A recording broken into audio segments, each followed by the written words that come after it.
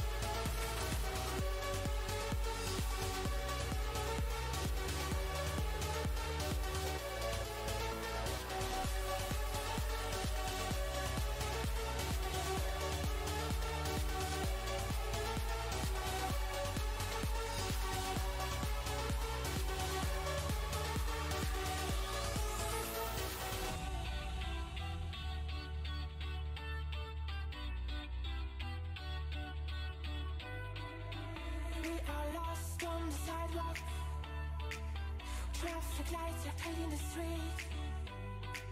It's too early in the morning to talk. Silence is nice to me. Fast cars are passing by as I'm decided to move. We have been down and high. I've got nothing left to lose. Good evening. How you doing, guys? Welcome back to some more ACCL action. Something a little bit different though, Pabs. We've got the bottom of the all the divisions in ACCL, all 7 of them. But it won't be any lacking in passion, that's for sure. Because I remember actually when I raided Kyle's stream, it was 110% passion, wasn't it? And obviously, I think 110% is probably saying a little low. it was fiery. There was quite a lot of love in that game, and there was just so much attention to detail. It was wild, but Man, we are here for that kind of love. Right the way from the bottom, there's just unmatched right now. Wild times. Yeah, and these guys playing for still a big chunk of change, 160 quid on the board for these guys here. So we've got the boys of Iniquity North, away the lads, up against Real Game in Black, and we do have a cheeky little bracket graphic for you guys here. So obviously we haven't covered any of the Division 7 games as of yet, but Real Game in Black, they are the team that are coming through the winners bracket. So for any of you guys who don't know how the format works, that team that gets all the way through the winners bracket and doesn't drop down to losers only has to win one best of 5, whereas the boys of Iniquity North, because they've battled their way all the way through the losers bracket, well, I say all the way through, they were literally in that winners final and lost to Real Game in Black, so they've only had one game up against Iniquity Packets, so they're going to be the team that has to win 2 best of 5s, and we've got a cheeky replay, Pabs, of that winners final. So obviously the boys of Real Game in Black going to be looking to do the double over these guys. I mean, they're going to have confidence, aren't they? But you know, we jumped in on Kyle's stream, and that passion was so much. I mean, they're going to be putting some time in. I think this could be a different game entirely going into this grand final. Yeah. But a Real Game, and they've got a long history of having quality sides, so it's not going to be as easy as that for the boys from up north. Yeah, I remember we saw last season there was a few of the old the Real Gaming teams, wasn't there? I think it was Real Gaming, it might have been Real Gaming White and Real Gaming Yellow, I think, that managed to work their way through some of the brackets in the various divisions. So obviously they've got their black roster on this occasion to see if they can push it out. And for this one, Pabs, we do know maps. It's a weird one. Well, I say it's a weird one. It's a beefy one with a lot of action in it. We've got a triple Tuscan and then double Berlin, so we've only got two maps to go from for this one, but they should be mixy nonetheless. Yeah, I mean, it's the Big Mac of maps, isn't it? You've got literally the 3 pieces right across in Tuscan, and you've got your 2 fat patties in Berlin. So it's a wild one, no doubt. We're going again. Tuscan, you would suggest, is a little pacey, but dropping straight down to 2 Berlins is going to be interesting. It's going to stretch those strategies, so it should be entertaining if anything. And honestly, it's going to be a wild one out the blocks with Tuscan hardpoint, and you know, I'm pretty excited for this. I'm not gonna lie, I do love some Div 7 action. Yeah, so this is the first Div 7 game we've casted. So this, I mean, we couldn't have really asked for a better one, really. There's obviously a lot of passion going to be involved in that one, and Mr. Joel, there you go, buddy. Thank you very much. Let's see. But it's one potentially where obviously this isn't right at the top, the cream of the crop kind of COD that we're used to. So it'll be interesting to see what various strategies and plays players tend to do. Obviously, we would expect to see a couple of misplays slipping in here or there, but you can still kind of get a bit of a mixed bag with some of the various divisions in ACCL. We've had it before where we've cast over teams and thought, bloody hell, they're way too good to be in this division, and then you see them 2 divisions, 3 divisions up the following season. So it's definitely not one to be scoffed at with these 2 teams. No, I mean, I expect the kind of like same kind of standards you would expect out of the divisions just directly above them. So we should still see some good rotations. I think the things to look out for are your rogue plays, the Rambo moments where you have that one player who doesn't quite understand the spawns or doesn't realise the algorithm that dictates spawns and just finds himself, you know, roaming off to some other part of the map, or you get those moments where one player is just in one wrong area for like 20 seconds. These things do happen, and it's just it's a case of understanding the fundamentals of the game. But yeah, it should be interesting regardless. I mean, one thing that does tend to pop up is we do tend to see some high quality streaks, so we should expect to see a couple of players going off, getting those kind of like rare kind of 10, 11, 12 streaks, so that's definitely a possibility. But we should be in for some mistakes. The key this level is it doesn't really matter if you make a mistake, because you might not get punished for it. Yeah, so it's one where I'm interested to see if there's any particular player on either of these teams that mechanically is very, very good, because normally when you kind of see at this level, they will put, some of these players can put up huge numbers. You can see 50 bombs, 60 bombs. I mean, I don't think you were casting with me the game where Mel was playing in Div 7. Oh no, I think it was Jacko that was casting, actually. Apologies, I was watching the stream and she dropped, I think it was 60 on a Bocage.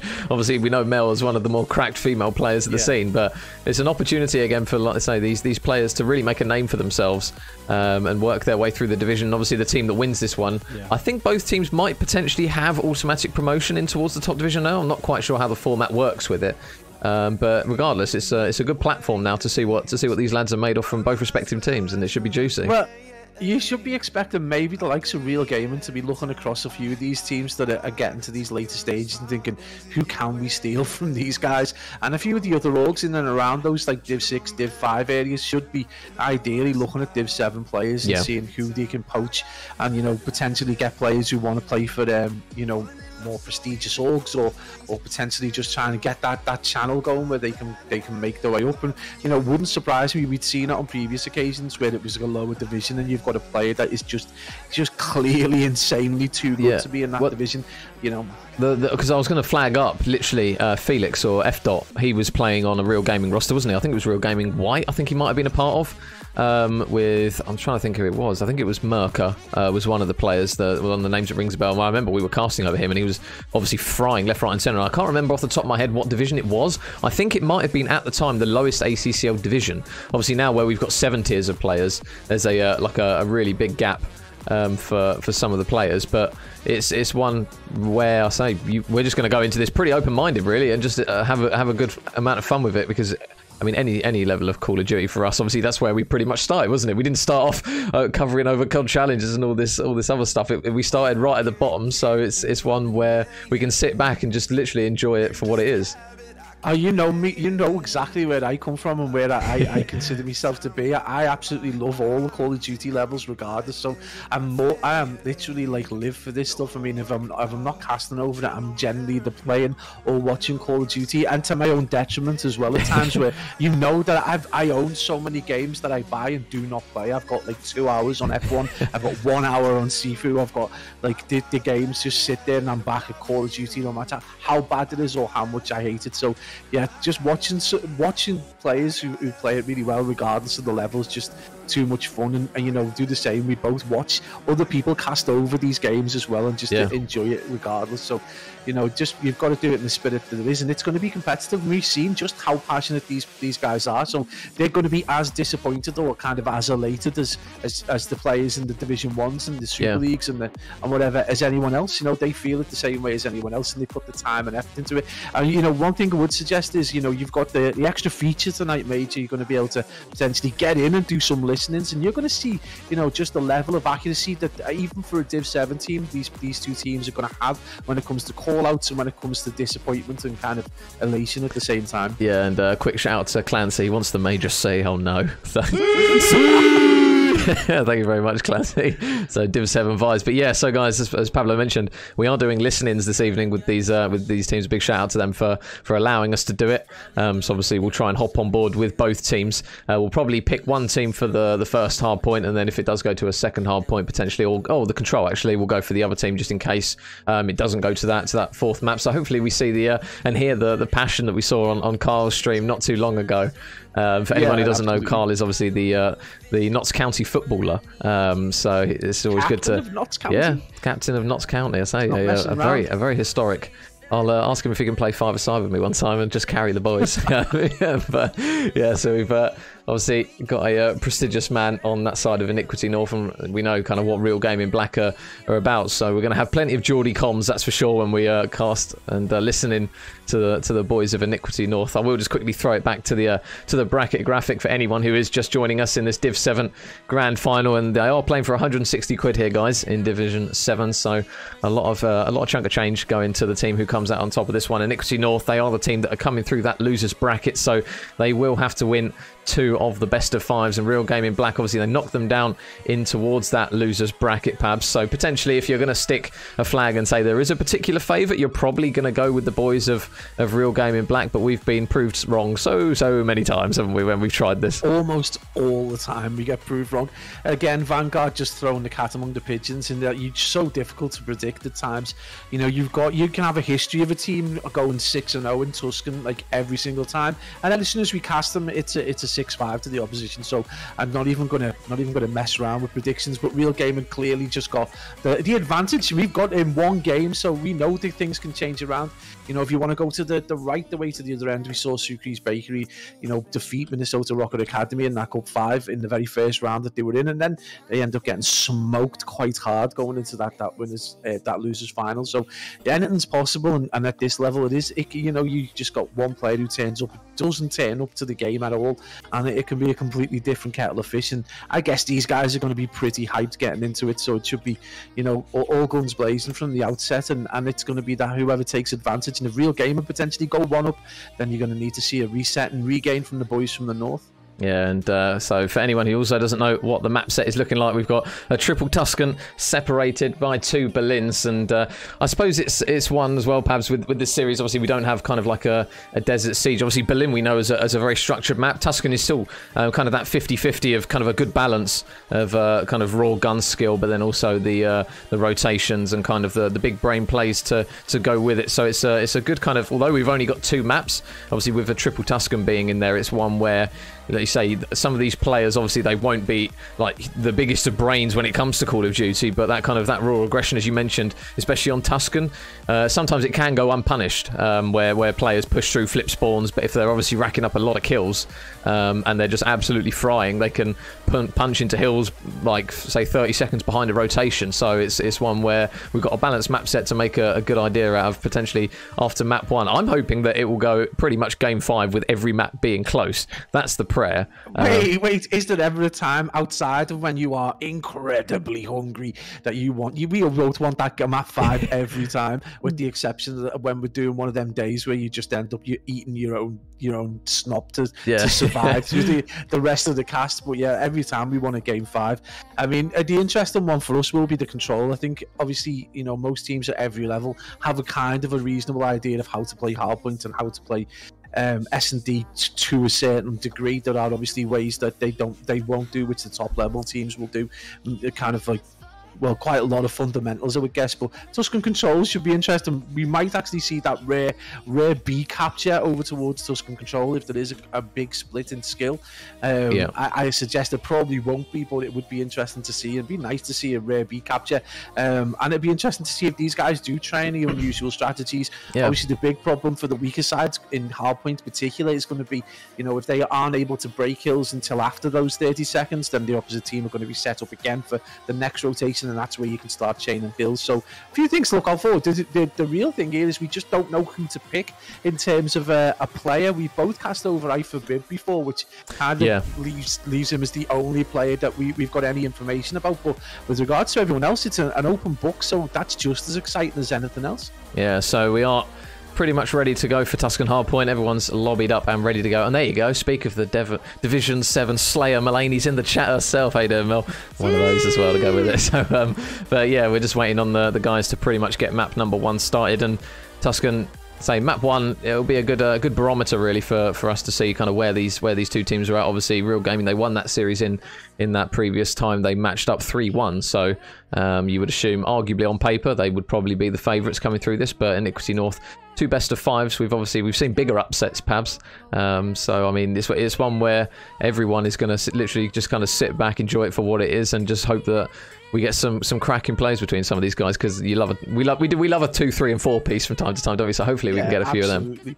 Yeah, this is what we want to see. We want to see some big numbers being stacked. We want to see some high-end streaks. We want to see all the good things.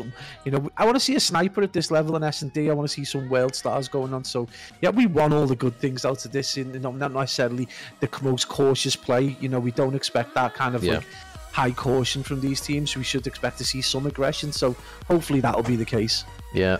So we are pretty much ready to go now for map number 1 here between Real Gaming Black and Iniquity North. So let's see what these boys have got in action for us. And well, I mean, take a pick. It's a bit of a mixed bag. We'll go with what we've got here in true Whift. And I hope it doesn't mean whiffed as in windy shots, so we'll have to see regardless. But let's see what these boys have got in action. So on towards the P1, the boys of Iniquity North, they're obviously going to be on that more preferred side that we tend to see a lot of players work from. And true whiff, there you go, not living up to his name. Oh, I thought he was going to get a second there right off the rip. But boys in blue, Pabs, on the good side here, they'll probably be looking to hold quite a bit of time even earlier out of the gates. Yeah, absolutely. No one watching mid, though, or if they were, they kind of missed the shots and allowed Truiff to get in, but he is going to get tagged up fairly early, and this has been a nice play so far from the boys in blue.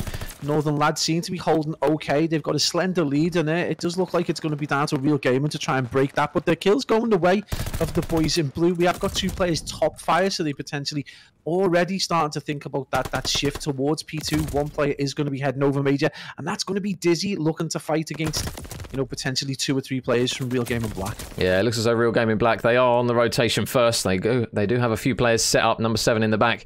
Robbo is just going to be locked into position. It looks as though Reens is just going to be keeping an eye on the side of Church, but True Whiff, nice work again.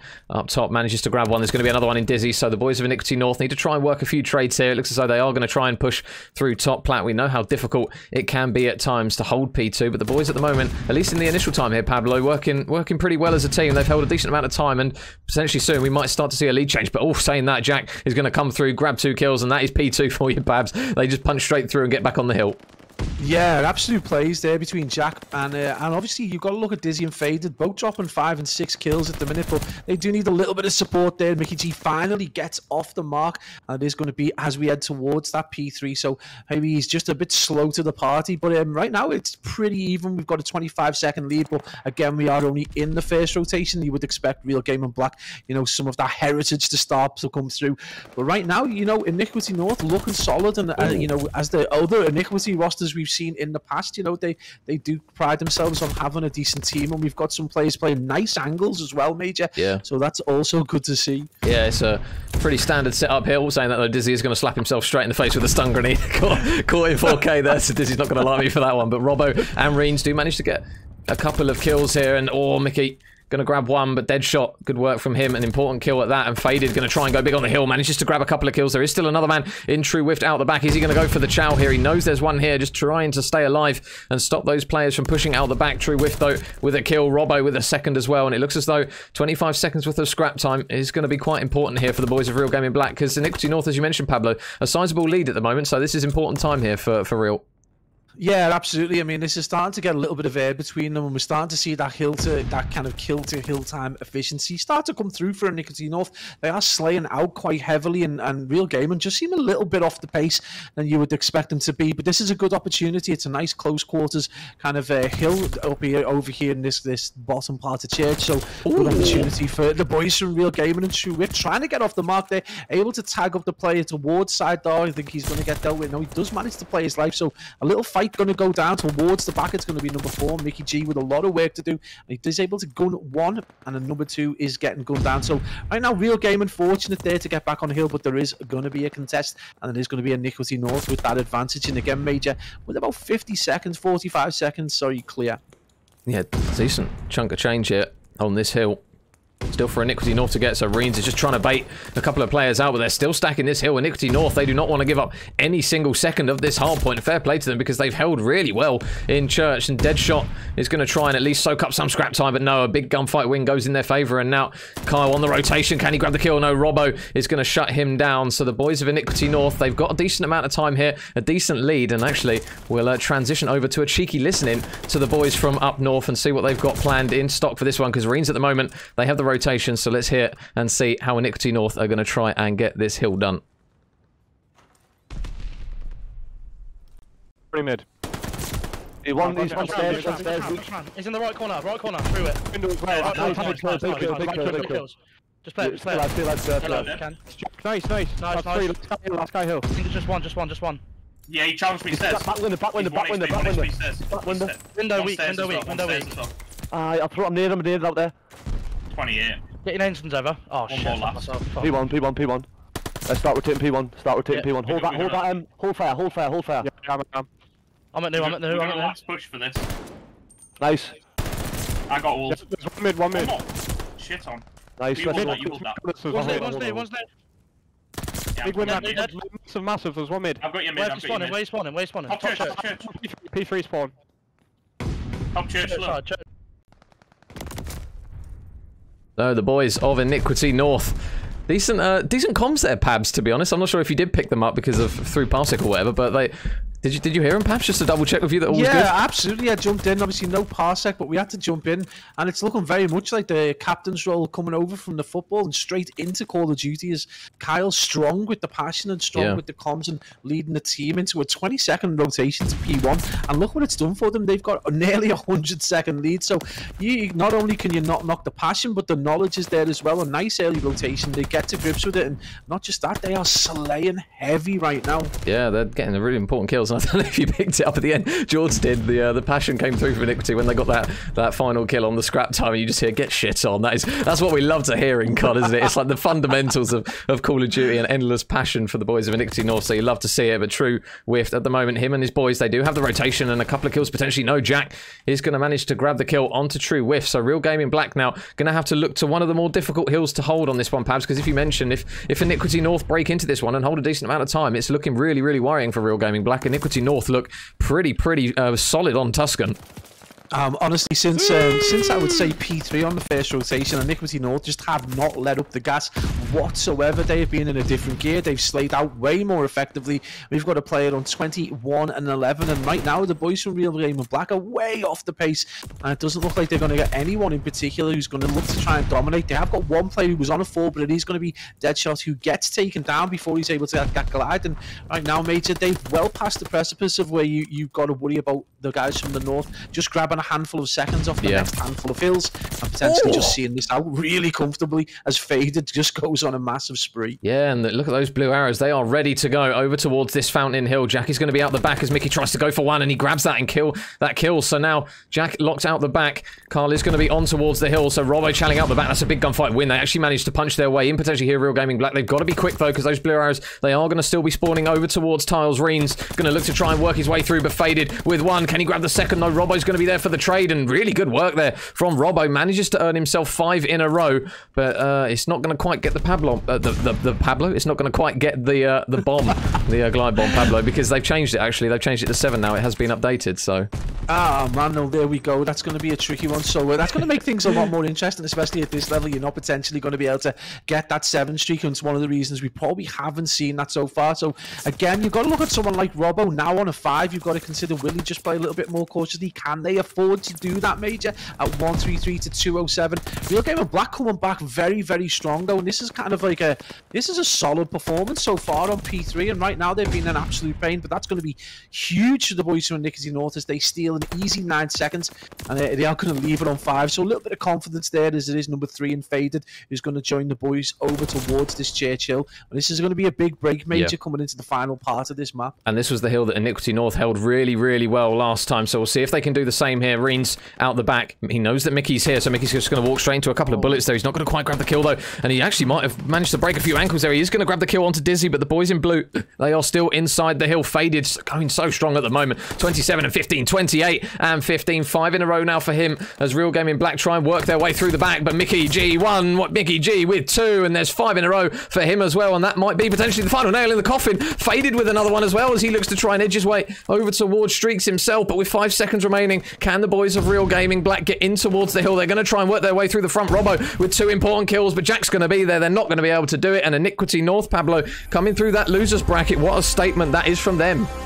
That is a massive slap back, and that just says to me that they are in this game to win it. They may have been defeated previously, but they have definitely been working on things in the interim, and they've come back strong. And Real Gaming, you're going to have to wake up if you want to beat these guys. Maybe a little bit of complacency slipping in. But right there, you've got to look at Faded, 29 and 16, and untraded kills. And again, you know, it's a difficult one. They just a completely different side compared to Real Gaming Black there. They were way off pace, and what a performance from the hard point, and right now you've got to be high in confidence, and the passion was certainly just as high in comms. Yeah, so guys, just confirmation there on your screen of map 1, 250 to 134, almost double as well. So for a team that's coming through the losers bracket, they certainly don't seem to be lacking in any sort of ability or confidence. That is a hell of a first statement there from the boys of Iniquity, and obviously now we go to a more structured map in Berlin, Pablo. But you mentioned the slaying that came through there for Iniquity was there for all to see. They really put up some big numbers.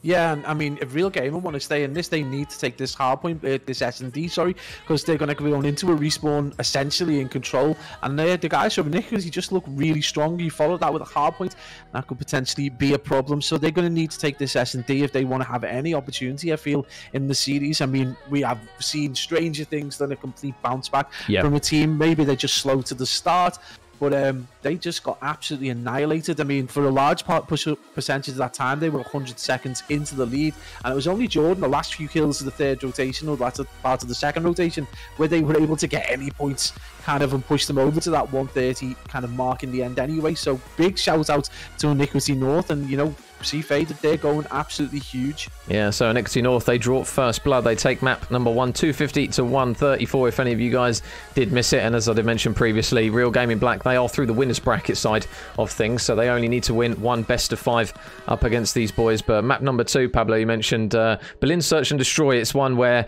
it's more kind of evens, isn't it? Whether you go A, whether you go B. We've seen kind of various strat snipers as well, so it'll be interesting to see whether any of these teams have that standout player potentially who does have the bollocks to go for the sniper plays. Just go for it. Just run it. Let's be honest. You know, it's a good. I mean, I guess they kind of invested in this to a certain extent, and I don't mean financially. I just mean kind of emotionally invested. So maybe they want to win, and taking the sniper is a risk, but just run it anyway. Just to, give yourselves the opportunity. Even if you can't get a pick, you can get information, and then eventually, if you are able to pick up an MP40 or an AR, then you've done yourself good. But I just run it anyway, just for the sake of the viewers, guys. Just run it. Yeah, and a quick shout out to Liam, Jay, and Wizardry for the follows. Thank you very much, guys. And a few of those on top of it as well. Oh no, Tom wants a major C as well. Oh, it's the second one. Nobody's asking for Pablo to do them. Why is nobody asking for Pablo? To do it. So we are. I get that weird octave. Thank you very much, Tom. What a name can I add on top of that as well? Great name. But yeah, so map number 2, we are loading into this one, and I'll tell you what, if well, it's true, it's a good name. Just say What it. a great name, Tom. Oh. I wonder It's why. not like Jeff, though, is it? But yeah, Tom's all right. I'm not biased by any means, but yeah, the boys of Iniquity North, if they go 2 up in this one, Pabs, and potentially take the first series 3-0, I'll tell you what, Real Gaming Black might be considering a little bit on this one. Obviously, as soon as that doubt starts to sink in, you can absolutely. Yeah, you can never really be too sure, can you? No, I mean, it's, for a fact 2-0 up at this kind of pace that the guys from Iniquity North have set. Real Gaming don't just need a reset; they need a plan B and a plan C, because that's going to be problematic. But I would suggest maybe that Real Gaming have just got enough in the tank to see this into at least a competitive S&D. But already, Dizzy taking up a really nice position. It's something you don't often see, so it is nice for him to get as aggressive and as far forward and faded. No fear there whatsoever. Just going to walk through that door again. Some COD time are going to go his way, and you can just see the caution a little bit to it. Has got that support though, so this could be a big opportunity. He's going to whiff those shots though, and it is going to be a trade out, and it's going to be a 2. Oh, Dizzy. Game of Black being destroyed.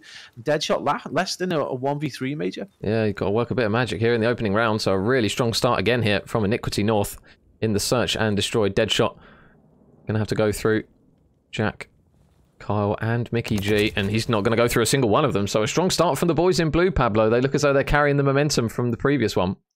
Yeah, absolutely. And I'm just going to like that. I've got so used to not seeing the minimap with the S&D that I actually didn't even bother to look at it. So yeah, I was like, it's Pavlov's dog. I've been trained. So big plays from Iniquity North, though, is they absolutely dominate that round 1. Yeah, what a pleasure to see the minimap. I know, it's gorgeous, isn't it? God bless the players. Thank you so much. And, Ash B wants a Pablo C, Pabs. You got to do one. Do you want me to lead you in with a few noises, and then you can try and give it your best? Yeah, do right, ready? Want me. Never gets old. You went into a new octave in that one. It went even higher than it normally does. So my throat's done in. Yeah, the crystallized ginger's going to have to be back out. And the boys of Iniquity North, Carl, is going to look to try and get this bomb down. And it looks as though it's going to be pretty uncontested here from Real Gaming Black. But Robo's going to grab the first blood. But saying that, Jack is going to manage to land a nade right in towards Deadshot's pocket. So the reply comes through, and Robbo gets another kill as well at the moment. So only him and Deadshot currently with kills, but they've still got to try and work this retake, Pablo. And we know how difficult it can be at times to work in towards B. But number 3 Truewiff might be the man to make the play potentially on the pinch.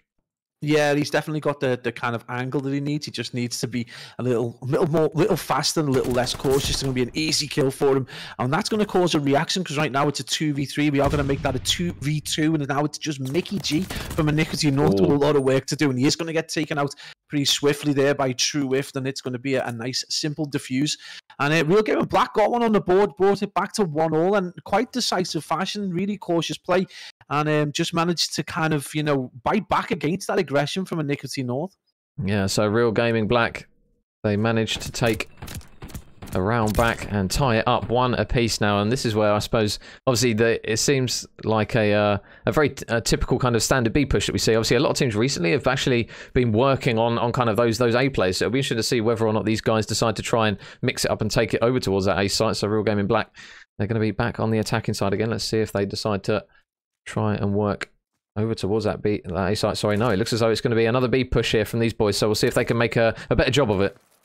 Yeah, absolutely, and already looking to counter that heavy aggression. I think they've realised just how fast they've pulled out. And again, you know, you just got this little bit of caution now creeping into the gameplay defensively of the boys from Iniquity North, which wasn't there before. It should be very interesting to see how they break in. It looks like it's a heavy stack towards this kind of lower P2 area, and just whether they're going to be able to do anything from here or whether this over caution is going to come to bite them, because you can see just down to the bottom area of Billin over towards the train tracks. Number 8 is working his way slowly but surely round, and this might pay dividends for the team in blue. Yeah, so where's that first blood going to lie? It feels as though this round has gone on forever, but the first blood is going to go in favour of Mickey G out the back, and Mickey grabs 2 kills. So now all of a sudden, it's going to be a 2 versus 4 here. They're going to have to try and retrieve the bomb here as well. Mickey isn't going to notice that the bomb is down. He will now realise that it has been picked up, though, as the comms come through. Faded is just going to be watching mid, and Mickey's going to get 3 here. He's only 1 away from the ace. His teammate is going to cut him just short of that one, but Iniquity North with a really, really good round there. Pablo didn't even drop a life. Yeah, I mean, we spoke about it earlier on. You know, mistakes are going to be made, and whether they get punished is really going to be the key. And right there, you saw that from the boys from Real Game and Black. Again, Bill in a map that really lends itself to being more of a spread push, so that you can gather as much information as possible. There's plenty of places to play your life, but they chose to kind of heavily stack over towards that P2 area, and that's probably not the best move in the books. And Iniquity North gather the information, and they get a player on the flank who's able to do just an enormous amount of damage. So great plays from Iniquity North, an advantage to them again. So both caution and aggression paying off for them, and right now Real Game and Black not really with an answer at all right now. Yeah, Mickey definitely got him to thank for some important kills here. 3 in a row. Bomb will go down, and they're just going to double stack inside here. Deadshot is going to be lurking outside. He knows there's at least one here, and he's just going to get some shots in and just decide better against that one. Number 7 Faded. Oh, he's going to be so crucial to getting some information. Surely going to spot at least one of them. So True's going to get... Oh, nice shots there from Faded. Looking for the second as well. And he fries both True, Whiffed, and Reens. Oh, no. Have we just got Scan? Oh, no. This is the first Scan we've had for... I can't even imagine. Oh, that was such a good moment as well. I beg it's not. We got Scan and Repair. Oh, Call of Duty. No, man.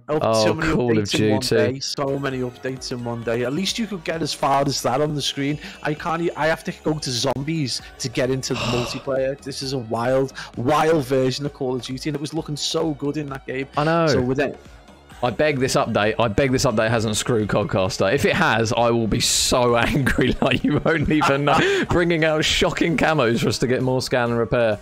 Oh man, I'm absolutely fuming. Apologies for that, guys. Obviously, we will try and load back in if we can. We'll obviously need an invite though from the lads. I'm not sure if they've closed the lobby off. It might be the case of we're just going to have to try and spectate it from a particular player's point of view. So fingers crossed we can jump back in. We'll obviously have to wait on confirmation, but. The boys of Iniquity North, at least from what we saw in those opening round pabs, they looked good on map number 2 at the moment. You wouldn't think those were the guys that were coming through that losers bracket. They looked fairly comfortable from what we saw. Yeah, I mean, honestly, if you were to take that out of context, you would just think they were by far the superior side. At the minute, the strategies have been reasonably standard and really well executed comparatively to the boys from Real Gamer, who've managed to combine a distinct lack of slaying ability with just some really bizarre plays. So not like the Real Gamer we know. But again, you know, it's a learning curve, and this is why they're in Division 7, because they are just to compete and learn as much as they can.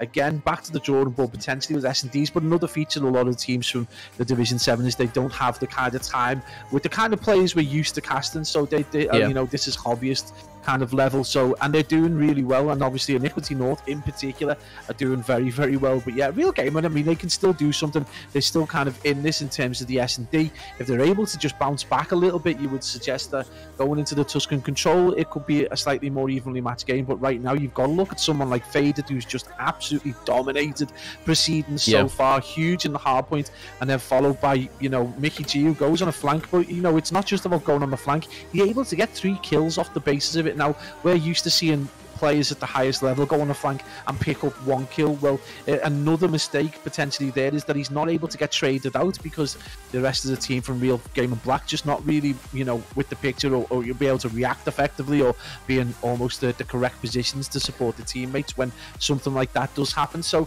plenty to work on him, and still a lot to enjoy and watch. Yeah, and just quickly scrolling up to find the banned perk. Let me try and find the specific name of it, just so I can let the lad know, because they are running a banned one. Yeah, it's like, is it the like awareness one? It was, by the way, quick news. Don't worry, guys, we haven't missed anything. It wasn't just me that got scanned. The game crashed, so thank God it wasn't just me. So we're. I'm just going to try and get confirmation. What's the score?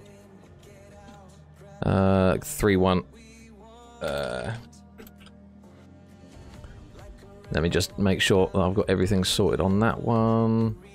Cool, yeah, so we're going to continue from 3-1 to Iniquity. So they only need 3 rounds now for this one. So yeah, as soon as Iniquity North hit 3 or Real Gaming Black hit 5. Yeah. Oh.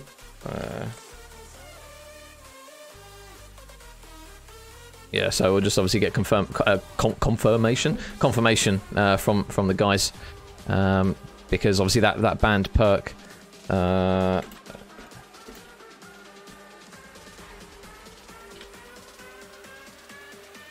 me just make sure. Yeah, so I'm just making sure that obviously if it's a map forfeit or in search, because we've stopped the game, if we can go from the round, I think 4-0 would be fair, to be fair. Because it'll be a shame to forfeit the whole map from GA, so fingers crossed that's obviously something that we don't have to do. But we're just waiting for the guys to get it up and running for the next round. Might as well go control. It's a map forfeit, is it not? I think we're just going to go from 4-0, guys. I say, because it's a grand final, obviously Iniquity North, they've got the cushion as well, so I think it's a good middle ground to just continue from 4-0. So Pabs, I mean, Real Gaming Black, they've got a big regame button to hit. You can't get away with this, Pabs, now, because I can see what you're watching on your screen. So I was looking to see what it was called myself. It's Intuition, isn't it? I was like, yeah, what the that's hell the is one. that? But yeah, I mean, that's a wild one right there. Obviously, GA is not too much of a big issue in Div 7, but it is what it is. And we move on. It's like, oh, hang on, I've got a Cronus. Is that all good? It's like, I hope he's not. I hope he's not been using it throughout the entire time. How does he know where every player is on the map every time he turns around? Yeah, because there is a couple of perks where it's there's one as well where it flashes red, I believe. Yeah, man. If you've got the final one, is it like it's called Intel or something like that? You got like a bigger map. Forward Intel. Yeah, and you see the spawns as well, don't you? I beg nobody. Yeah, I beg there's no more. That's the V2 pick right there. Literally, it's absolutely disgusting. At least it's a good way to learn spawns if you get a 6v6 hard point on a Tuscan in pubs. But I think there's a perk as well that highlights where the team spawns for a few seconds. I'm sure. Yeah, no, that is forward intel. I'm pretty sure that is that one. So, but Iniquity North. Oh my goodness! I'll tell you what, Dizzy's. Mr. Carl's doing exactly what we say all the time, Pabs. Just hop the defuse, and I'll tell you what, I don't think they're even going to get this. It's going to be a 1 versus 4 that the boys are going to do here. So he gets the defuse, and the boys from up north, they managed to grab another round, so they are now 5-0 up here. And yeah, I mean, that is why we say, Pabs, if they get the bomb down, you're in the site and no one's there, just stick the bomb. Yeah, with the time to kill in this game, it's really not worth trying to get clutches or anything like that. You're going to probably get killed anyway, so literally stick the bomb. And hopefully, I would love to think that they've been listening to some of the casts and being like, yeah, we probably should stick the bomb, but it's been proven time and time again, and it literally most recently we've seen it both in the NA and in the EU over the last few days during the very last few games of the EU quals, so definitely a strategy worth employing. Yeah, and so Iniquity North, they have not dropped a single round here. True Whift is going to be lurking alongside Reens here, but it's going to get Mixie very, very quickly, but Deadshot meanwhile is actually going to get the first blood over towards that P2 side, so he's faded. Going to check the corner. Never mind. Mickey G is. Mickey is going to grab that kill, and so too is Kyle. So the body's falling left, right, and centre now. But now Kyle and Faded. 2 versus 2. Oh, Faded's going to get stuck there, just trying to get outside. He's not going to be able to. So now Kyle left in a 1 versus 2. And that bomb is down in A. Deadshot is near, so it's looking a bit bleak at the moment. Oh, he does spot him. Oh. Can he work some magic? Jeez, Dizzy. 30 seconds left on the clock here. He's not obviously got a huge amount of work with Pablo, but he does now have the bomb, and if he isn't spotted or tries to maybe leg it over towards B, he might actually get away with this. It depends if always been seen, though. Never mind. Yeah. We should see probably a reaction from number 3 now. I think Deadshot's probably going to try and cut the angle off, but it might be a fight go down. This could be a clever play if he's able to push the player out. Is he going to read the angle though? No, he isn't going to check his corners. Not enough time. And Real Game and Black with an important win there. And again, you know, when they do play things kind of more cautiously and get themselves set up. They look like a good S&D side that shouldn't be, 5-1 down in good place. Yeah. And again, they set themselves up nicely. The one thing that they do differently is they're able to spread out, and it's something that we were surprised at the start of Vanguard, but it's definitely a feature in this game in S&D is, not necessarily being ready for trades, but being ready to take as much information as possible. And Ream's on a 3-0 right now, so a long way to go, Major, but definitely still probably got the capability to be able to do something. It wouldn't surprise me at all if we suddenly see a 4 streak come from Real Game and Black. Yeah, there is still a little glimmer of light at the end of the tunnel, and with the first blood coming through there from True, that is going to help them out a hell of a lot. Deadshot, did he spot the player in Mickey crossover? Surely he spotted him cross. How many MP40s are these running on Berlin? I think it might be 4, Oh no, there is one auto. Robbo's running an auto, so it's 3 MP40s and 1 auto, which is something that you don't normally tend to see. So, there's something slightly different in the old Division 7 strats running. You could be new meta, who knows? You never really know. But number 8... it's weird. Some of these laser-like shots, Major, have been insane. Yeah, some of them... Mate, some of the gunny's been decent. I'll tell you what, nothing to scoff at. So, over towards the B bomb site. Oh, man. Isreen's going to check the right corner. They know he's in there. Oh my goodness, he's getting tagged up. He's going to try and retreat inside. He's not going to be able to do it. And meanwhile, number 1, Robbo, needs to win this gunfight here up against Mickey G. And he does. Pistol out. Gets it done. And now Jack is going to be last man up with the 1 versus 3. Yeah, a long way to go as well. We know these clutches are so very difficult, and a nice spread again from the boys. And he is going to look to get some shots down through the penetration. He's going to get tagged up. No, gets the gun out. 2 HP. Before there. HP going to need to regain and finally get dealt with. Real Game and Black on the resurgence, so looks like the scan and repair got them heavily on the regain, and right now they're looking very, very solid. And it's going to take something of a resurgence now for the boys from Iniquity to see this over the line, because right now they are not getting the kills. Yeah, so a couple of rounds going in favour of Real Gaming Black. Surely not. Surely we're not going to see something of a Real Gaming Black. We've seen it before. I know, we have seen it before. So Real Gaming Black doing exactly what they need to. Deadshot's now on a 3 as well. Obviously, with that glide bomb not currently sat at 5, he is just going to have to still get 4 more kills before he grabs that streak, which then tends to be the preferred one.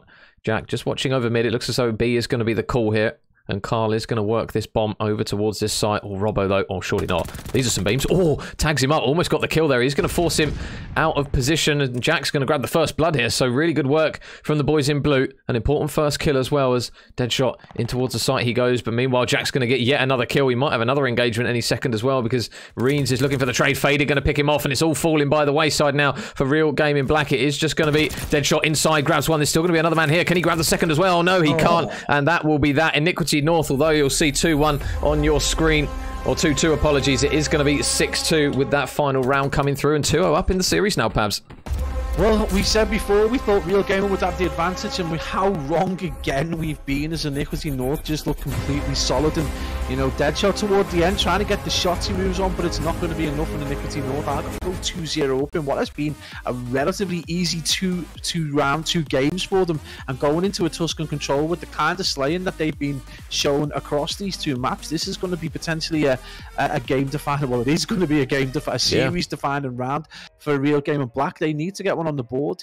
This is definitely a different side to the one that they played earlier in the bracket. Yeah, so there's the confirmation, guys. 6-2 on the search, 250 to 134. And I'll tell you what, Iniquity at the moment, they are looking very, very strong here in this grand final. Obviously, Real Gaming, the last time these guys met, they took it 3-1. You wouldn't think it the way these have gone. Maybe the boys have... We saw the other post, didn't we, of all the map vetoes. Maybe the lads of Iniquity have done their homework, and they know kind of what the boys of Real Gaming are potentially a little bit more ropey on in terms of maps. Because 2-0 up, Pablo, if they get this 3-0 here, they force the second best of 5. And I'll tell you what, they're feeling themselves going into that second best of 5 if they don't even drop a map in this one. Yeah, absolutely. And I mean, you've got to say, we've had this conversation before, that the game can be won and lost out before his shot's even fired by the correct set of maps. Yeah. And we've seen it time and time again. And maybe this has been a bit of big brain play outside the game from Iniquity North. And they're doing exactly what they needed to do inside the game as well, which is just as vital, if not more vital. And again, if they reset the bracket, you've got a squeaky bum time right now for Real Gaming. And I'm sure, we know Real Gaming have got a lot of fans and followers. They're going to be fingers crossed for the boys to be able to go about and do it. Be interesting to see if the vetoes go for the second set of maps. That would be probably just as interesting. It'd be nice to know what the first set of maps they lost on were. It'd be really interesting to know what that 3-1 was. But obviously, yeah, it's super interesting so far. But right now, yep, Real Gamer on the back foot, and they've got one potential opportunity to bring this back and then maybe stop the map reset. I mean, don't get me wrong, Major. We are not discounting a reverse sweep at any point. We've been burnt way too many times for that. Yeah, and we've obviously a bit of COD royalties dropped by Luke in Snake COD has come to see the Division 7 Grand Final. That says it all. If Luke's here for the action, kick your feet up, grab your popcorn. Feeling confidence after yesterday's stomp. I'm not going to lie, he might lose a bit of fall knowing that one team had a G8 or a banned perk in that one. So yeah, we've had a bit of a hiccup with that one, Luke, as you just joined in. One of the lads had a banned perk. Intuition. No less. So the one that basically allows you to kind of have a variation of walls, which is always good to see. But Iniquity North 2-0 up, and Tuscan Control, Pabs, we know kind of how heavily defensive we've seen, especially in the kind of the upper echelon of COD. So it'll be interesting to see if it's kind of a similar trend down in Division 7, whether or not teams are still going to obviously favour that defensive side, or whether some of these teams are very, very good at potentially working their way through and grabbing that B point. But you never really know until you see it, I suppose. Well, I mean, you can hear in the background how keen Zeppelin is to get that B point. He's absolutely desperate to see a team do it. We did see it, though. I think we saw it yesterday, twice, no less. So this could be just as interesting. Again, I would suggest the slaying power just from today's showing from Iniquity North might be enough to see them through to that B point, but it's still probably one of the most difficult things to do in Vanguard at the minute. And it was just nice to see it in, because obviously a little bit of a trend change as we saw Gavutu Control start to slip into series choices at the other end of the Call of Duty kind of ladder. But yeah, right now it would be interesting to see just how they did develop a B push, but whether that'll happen right now, it's played kind of to form. So yeah, probably looking for more interesting mistakes than any kind of like super strategies. But again, you know, now we've got a better idea about which players to look out for. So really interested to see how Faded does going into this control and whether he can maintain that kind of dominance. And Mickey G just seems to be, you know, on the back of that S&D just looking really good. So if he can carry it on after a reasonably slow start in both the hardpoint and the S&D, come back right towards the end, and that is exactly the kind of form that takes a team through in a control. So that could be interesting as well. But Real Gaming, really, you know, they've got to push themselves right now. So a big team talk, you would suggest going down from I Forbid right now. Yeah, and obviously, guys, if you don't know, we are going to be doing listenings with this control this time. We did do it with Iniquity North in that map #1, and we saw the passion that was coming through from the northern lads. So we'll see if we can get a reciprocal from the boys of Real Gaming Black. So we'll obviously look to try and grab a listening with these guys on the control. But yeah, we're just waiting on everyone to pick their respective sides, and then we should be good to go for map #3. And yeah, I mean, call it, Pabs. Really, you could see a 3-0 here, or potentially you could see an option for a reverse sweep. So I'll ask you now: Are we getting that second best of 5? Because part of me is feeling that I think we might get a 3-0 here and a second best of 5. Yeah. 100%. I honestly think we're going to see that extra few maps. We're going to see that next veto process, and Real Gaming are potentially going to give themselves one opportunity to try and see this through. I think you can only see Iniquity North in their present form taking this Tuscan control. That is nothing at the minute. I mean, no offense to Real Gaming Black, but they've given us very little, if anything, to go on to suggest that they've got it in the tank to do anything in this Tuscan control, and that when they do get to that second bracket, it might be a better idea to stay a good distance away from Tuscan as a whole and start to maybe move back towards Bocage and potentially move back towards Gavutu, because definitely not feeling the passion for them across those maps. But again, we don't want to chisel this in stone just yet, because we know exactly what happens at this point. Real Gaming Black turn up, drop 40 bombs across the way, and the game goes game 5. So yeah, let's not write that into stone just yet. But yeah, I would suspect that Iniquity North have got, you know, well enough slaying power right at the minute. Maybe things will change with that lack of intuition, but who knows? Yeah, I was gonna say, we know kind of how mixy Vanguard can be in terms of trying to call a prediction for some of these teams. But I mean, down in Division 7, it's going to be probably more volatile than the others that we're used to seeing. So as you mentioned, it could just be suddenly Real Gaming come out, they drop 40 kills, and then it's like, oh, okay, hang on a minute, right, they might be here to party. But the boys of Iniquity North, they are going to be on that attacking side first, so it'll be interesting to see how and when they try and work their way over towards that B point. Nice shots, though, coming through from Deadshot. Manages to rip the head off of Dizzy there, but it looks as though pretty much bread and butter so far for the boys of Iniquity North. It looks as though they're going to try and get this more easier point done first. Yeah, absolutely, and it's a nice patient play right now. Maybe overly patient from Iniquity North, not getting that support in as quickly as they'd like. And again, I felt they were a little slow coming out the blocks from Real Game, and who held the positions a little long, but they've done a good job of being able to see them off, and they've only got that tick and a half, and right now it is going to be a 1 life differential in advantage of Real Game and Black. So good play so far, but again, this is playing to form. As we know, the defensive side of Tuscan, I don't know, it's got to be worth 10 lives alone, just being on that defensive side. So again, not much to read, and they're doing as good a job as you would expect. They've given themselves 2 minutes 13, and there is only 1 life difference. But again, some suspect ordnance coming out the pockets of Iniquity North. I don't know how Mickey's managed to lob a nade to a spot and to run directly over it, so I'm not quite sure how he's managed to work that one. So Mickey, they're going to try and get off the board there. There you go, that's a lot better from Mickey. Able to grab a kill there on towards True Whift, and there's a couple of players still located out the back. Robbo's going to be one of them. He gets eyes on a couple of players over towards Archers, but now can they work some magic over towards the point? Number 8 in Marines is going to come through for the pinch, takes down 1. There's going to be a couple of players underneath him. How many can he grab? Mickey G with another important kill, and they still manage to clear it off. Deadshot and True Whift managed to stop what could be the first wave of players, and nice work there from the boys of Real Game in Black, but they got to do a fair few more still. Yeah, absolutely, and you see a couple of things that you could probably pick out as being, classic Division 7. We did see some unusual movement, again struggling with some of the more difficult aspects of the movement and kind of parkour movement that you would get across kind of fences and things, and it's costing lives. And again, number 3 Faded just probably should have dipped and played his life a little bit longer, and then would have been able to provide a bit of support on the next push, but gets tagged up in a fairly common area. So a few things maybe they just need to go to the lab back on it and start to work. But right now, I mean, this is as good as it gets for Real Game and Black so far in this series. It's a good opportunity for them to get around on the board and be in the lead, no less, which is something we haven't seen so far. But Mickey G proven to be a bit of a pain, and he's going to try and push out onto the hill. But we do see that kill feed, Major, going very gold right now. Yeah, it's another set of kills coming through for Real Gaming Black, so it's going to be up to Iniquity North again to try and work their way over to this infamously difficult B point. Deadshot is still over here, and he does spot Faded, so he's just going to dip out. The comms are going to come through. You can see Reens as well. Surely going to be in charge of watching that cross. He's going to spot Mickey. Deadshot's going to be a busy man now as they try and flood him out the back. So can they grab the important kills? Mickey G flies around the corner. Can he get the kill onto Deadshot? He can. There is still going to be another couple of players in and around him. Number 7 in True Whift. He knows where he is roughly. They just need to try and at least maybe keep Mickey G alive here to potentially get some progression, because they're slowly starting to run out of time here, the boys of Iniquity North. And if they can get some good timing in through Bottom Church, they might be able to make this work. But True Whift with 2 really important kills, and the progression still coming through from Mickey G over on this B point, but he's finally going to fall, and now Faded with 9 seconds left. It looks as though it's all going to rely on his shoulders, and he's going to fall. Yeah, absolutely. I mean, some nice attempts, but again, they're just feeding Hill almost one at a time.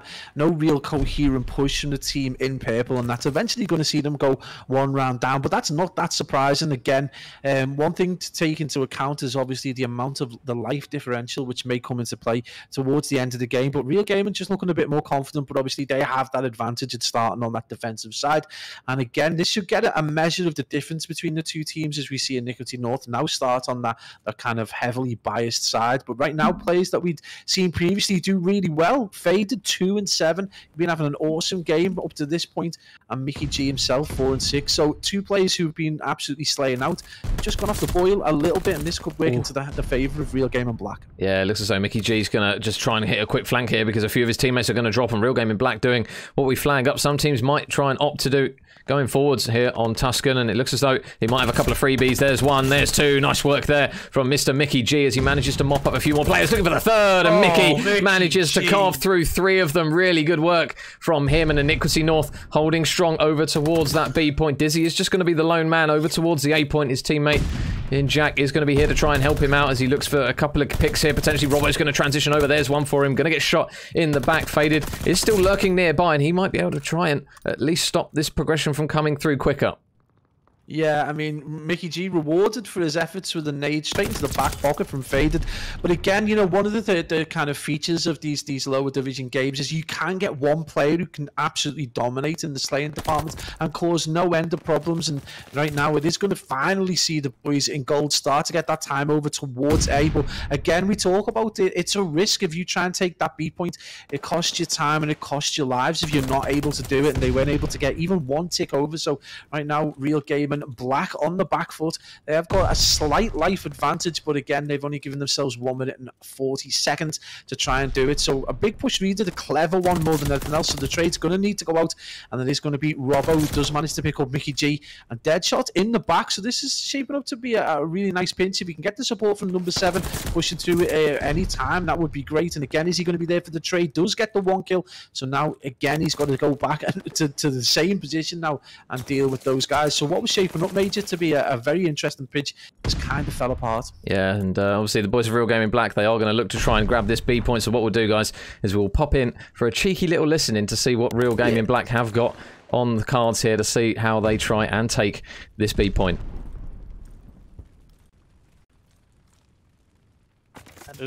Who's got smokes on? It's alright, just take it out, right? Be back dead. I'm coming now. I'm on your shoulder. Nothing green. Yeah, one back trunk. Nothing flat. Hop on. Hey, he's on tower. Tower dead. One more tower. There's We've one got pushing one slab. Got him. Oh, he's on point. 11-8. We're up on lives. Just play lives. We've got 40 seconds. Just play lives. I'm in your church just now. I'm in church. True, I'm with you. Back tank still. This is a bullet radio. Side church. He's reach it behind you. Comms. We've got 15 seconds to jump on it. Tower weak. They've only got 5 lives. He's going ladders. Watch your ladder. Got him.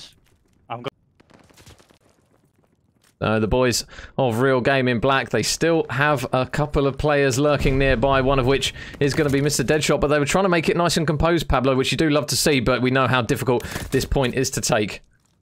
I mean, there's composed and then there's laid back and barely common at all. But yeah, I guess, you know, it's horses and courses when it comes to style of comms. But yeah, very, very laid back. I would suggest they played one play they had, and they've managed to jump on it. They've got to stack this now in a 1v2. This could be huge right now. It's going to be 1 kill. Robbo is going to get it. No, he's going to get picked off.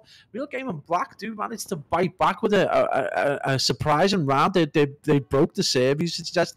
And earlier in the round, you hit that big brain play, you know, play lives, look to play lives, and I honestly thought they were planning for that defensive setup, but they don't need it in the end, as they're able to just see off in almost TDM style. So great play from Real Gaming Black. And Major, we said that let's not eat our words anymore, because they're 2-0 up in this round, in this game, and this could be huge for them in terms of stopping the reset of the bracket.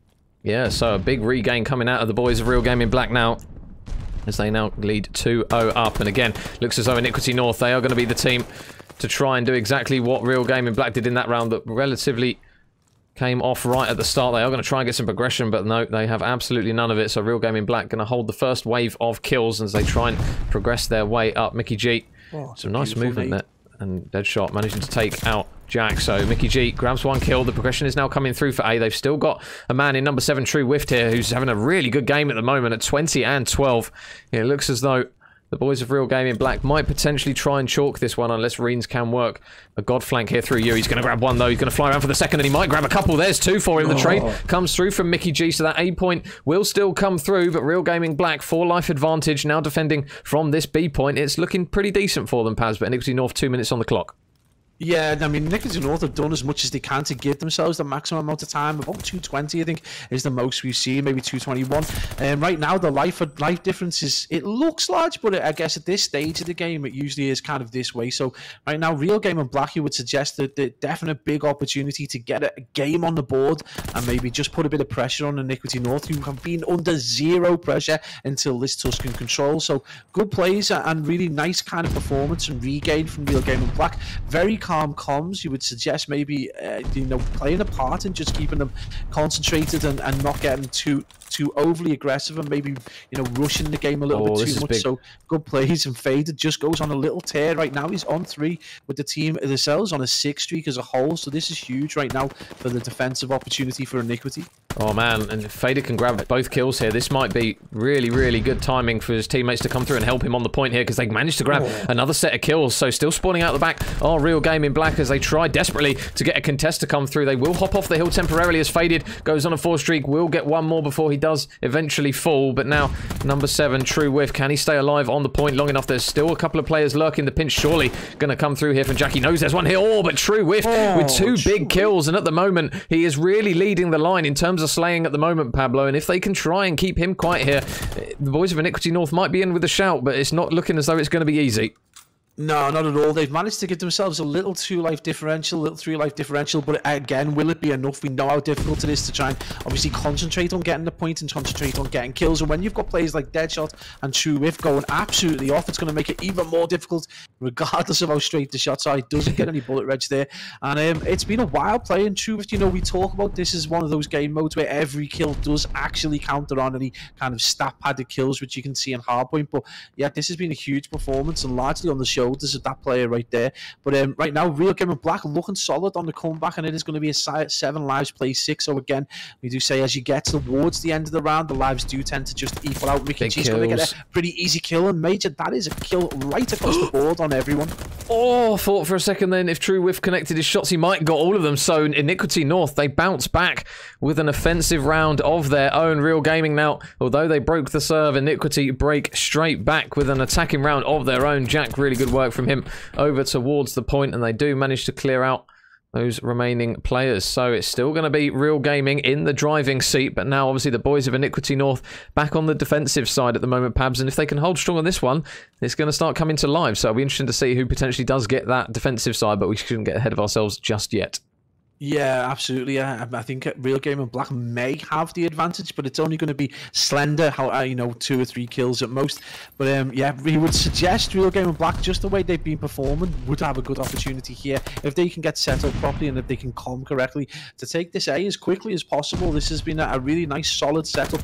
They've read that flank, but it is going to come down to that one player, Mickey G, absolutely going off, getting another kill, and he's just going to be tagging up a ton of players right now as some wild, sporadic shots go down. It does take up a rather peculiar position on their side, so it is going to be a good defense right there, but 2 ticks Major already over for Real Game in Black. Oh, Robbo manages to take down one. Oh, nice shots there from Robbo, cleaning off the head of Dizzy. Along to go with the kill onto Faded as well. He might get another one as here onto Jack, his teammate in Deadshot. Surely going to go for the trade here. They know he's incredibly weak, and that A progression now has come through for the boys of Real Game in Black, and surely any second now we will get the confirmation of that 3rd tick being completed. Mickey G, though, going all the way around the back on a potential flank. There are still going to be a few players lurking on that previous point. It looks as though number 3 in Faded is going to be a very busy lad, because there's a few players around here. He's going to help his teammate out as Jack manages to grab a kill onto Reen. So it looks as though Real Gaming Black just going to try and position themselves to grab this B point. You can see though, Mickey G incredibly pushed up. He's got to be careful not to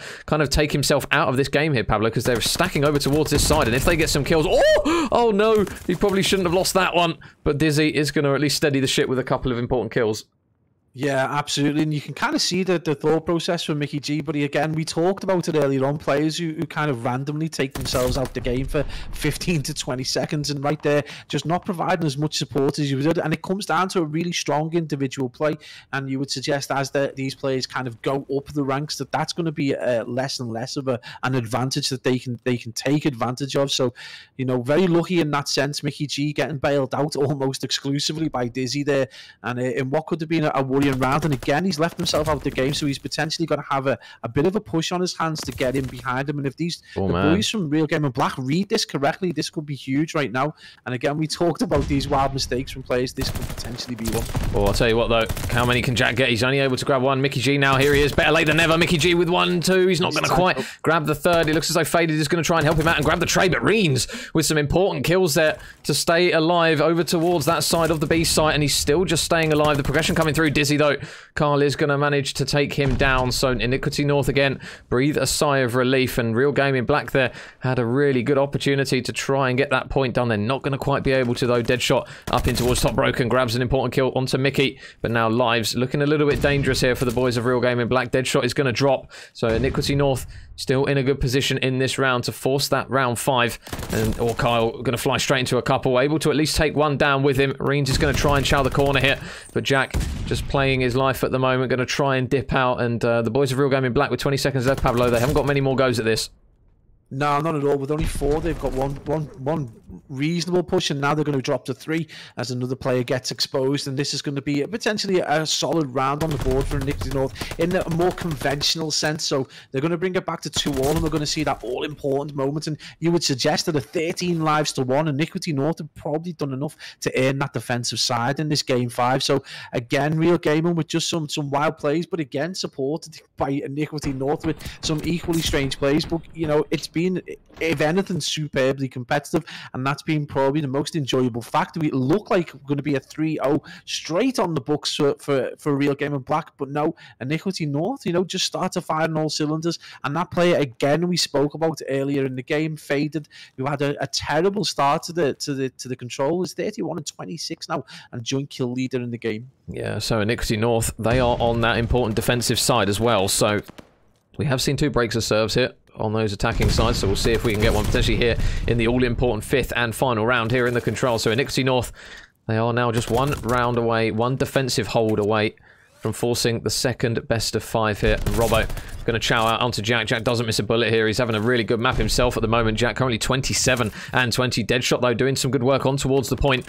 He is hunting for a potential 3rd as well. Mickey's going to try and dip out, but he's just going to run into some more players of Real Gaming Black. And unless Faded here can work some magic in towards you, he's going to have a few players to go through. True Whiff, though, going to have absolutely none of it. And it looks as though that progression over towards A is going to come through so quickly. Another kill here. They've got to be careful not to give them too many lives here in Iniquity North, because that's what we saw in that last round where Real Gaming Black managed to take it, Pabs. Yeah, absolutely. They've given themselves, again, a really nice opportunity to try and get as much time as possible to grab B. It is only going to be a 2-life differential. So, again, historically, we would suggest that Iniquity North do have the advantage. The defensive side is obviously extremely difficult, and we've already seen Real Gaming Black in the previous round kind of on the struggle bus in the attack. So, again, hopefully they maybe have learned from the previous round, and whether they can actually, you know, take that experience and apply it is going to be, you know, interesting to see. Number 5, just working his way through, but unfortunately, again, probably wanted to try and play his life, take up a position where he might be able to hold while he waits for that support from his team. But right now, Iniquity North, Major, just with that strong spread right the way across, and they're going to be able to read, you know, almost every avenue the boys from Real Gaming are going to make. Yeah, good work there from Jack with that nade to take down 1.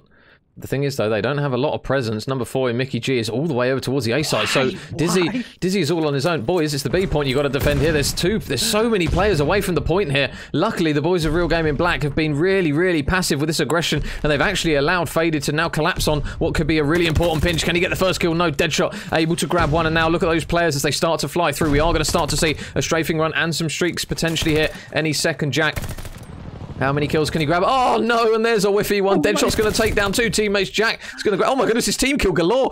Can the teammates actually not kill each other? As Deadshot has managed to work his way round the back, but some important kills going in favour of Iniquity North, Pablo, and it wasn't even through one of their players. Honestly, this is, we talk about the strafe room as being one of the most kind of, I don't know, inaccurate streaks that we've seen in Call of Duty, and time again we've seen suicides and murders of teammates, but this has just been wild. At a point when the team in Real Gaming Black really needed that to go their way, they get absolutely decimated by it. Again, comms probably an issue, and again, probably just a little bit of inexperience with the strafe run and just how long it takes to come in, and again, reading that right. And you've got to ask some questions. Mickey G just sat in field for 15 to 20 seconds again. Really weird plays, but Iniquity North now with the advantage and only 4 seconds remaining, potentially going to reset the bracket. And it's been a huge play by them to do this, and huge respect to Iniquity North as they slap back in superb fashion from that initial bracket loss, and they've reset this grand final bracket, Major, and we are going to another best of 5. Oh my goodness. Well, there you go. Division 7 provides us with the entertainment once again here. The boys of Iniquity North, they managed to take it in only 3 maps in that one and force the second best of 5. So we'll obviously get those maps and vetoes sorted, guys, so we can confirm. But the boys of Iniquity North at the moment, Pabs, on the back of that one, I'll tell you what, they are thinking, wow, right, we are in with a shot of this one. We've only got to do it once more and we're good to go. Yeah, you've got to, if you're real game on black right now, these vetoes are going to matter hugely. Stay away from Tuscan, chaps. It's definitely not going to be working for you in this. You've been absolutely dominated across, you know, 2 attacking rounds at the very least that you've been defeated on, and then the hard point 250 to 134, where I would suggest 50 seconds were gifted to you. So yeah, definitely, you know, probably you'd be better off picking some Bocage and potentially a Garutu control. But right now, again, the Berlin Search and Destroy, really difficult one to read. Obviously, the boys in Iniquity with that G8 item, you just don't know how much information they're able to gather from that. So hopefully, again, if they do go into the second set with the correct level of GAs, that could be a completely different game. So yeah, best of 5 shaping up to be very exciting. I am dying to see what the maps are, because this has been a blast so far.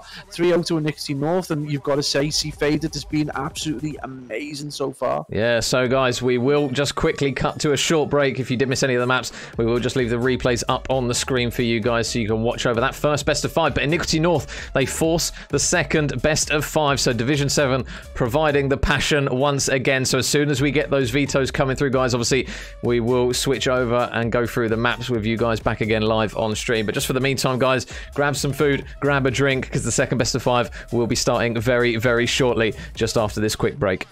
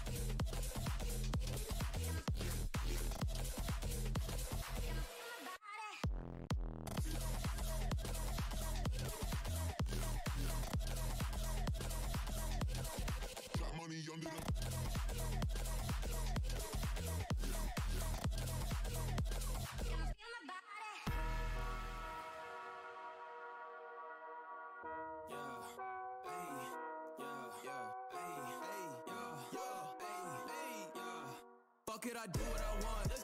I leveled up like a boss. She fell in love with the top chef. On my mama, she licking the sauce. Trap money under the mattress. Pushing the foreign in traffic. We living life to the max, cause really ain't no telling how long it's lasting. Hey, don't be afraid to show me what you made of. Don't be afraid to love, no, no, no, no. Don't be afraid to show me what you made of. Don't be afraid to love a little harder.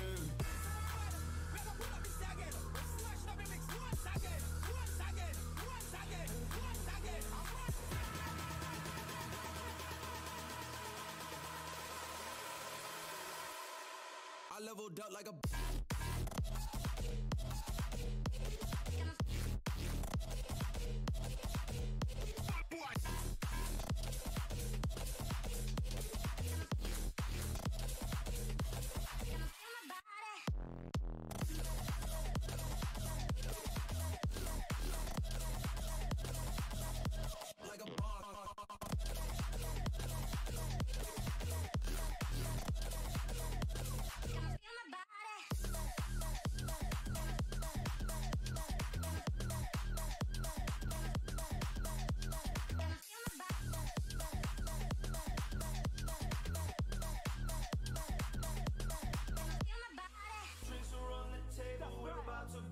unstable. If you're hating, we ain't trying to be polite. No way. Coming with original flavor, ripping on my best behavior. So we about to wild out with the squad tonight. Stepping in fresh when I ride with the team. 10 cars deep, we don't want a limousine. Life's been rough, so we're following the dream. If I ever hit the club, then I'm following the team. Stepping in fly, so fresh with the squad. Ain't nobody ever wanna mess with the squad. Came from the bottom, so we aim for the top. Second at the beat drop, wild out with the squad. Park on door, so brother, that's squad. Chris Kidd spitting on the mic for the squad. If you wanna roll, show love for the squad. Hands in the sky if you're part of the squad. Stepping in fly, so fresh with the squad. Ain't nobody ever wanna mess with the squad. Came from the bottom, so we aim for the top. Second at the beat drop, wild out with the squad. Wild out with the squad. Wild out with the squad. Wild out with the squad. Been up all night, I could go for days. Team make it fly cause we're overpaid. We've been on the grind, we're getting the grinds up. If you're part of the squad, then throw your hands up. Been up all night, I could go for days. Team make it fly cause we're overpaid. We've been on the grind, we're getting the grinds up. If you're part of the squad, then throw your hands up. Swear you ain't gonna be waiting much longer before we're raving. When we're on it, baby, we gon' do it right. Get so high, we'll be flying. It's a feeling we can't be denying. Cause we bout to roll out with the squad tonight. Let's go. Stepping in fresh when I ride with the team. 10 cars deep, we don't want a limousine. Life's been rough, so we're following the dream. If I ever hit the club, then I'm following the team. Stepping in fly, so fresh with the squad. Ain't nobody ever wanna mess with the squad. Came from the bottom, so we aim for the top. Second at the beat drop, wild out with the squad. Park on door, so brother, that's squad. Chris Kidd spitting on the mic for the squad. If you wanna roll, show love for the squad. Hands in the sky if you're part of the squad. Stepping in fly, so fresh with the squad. Ain't nobody ever wanna mess with the squad. Came from the bottom, so we aim for the top. Second at the beat drop, wild out with the squad. Wild out with the squad. Wild out with the squad. Wild out with the squad. Been up all night, I could go for days. Team make it fly cause we're overpaid. We've been on the grind, we're getting the grinds up. If you're part of the squad, then throw your hands up. Been up all night, I could go for days. Team make it fly cause we're overpaid. We've been on the grind, we're getting the grinds up. If you're part of the squad, then throw your hands up.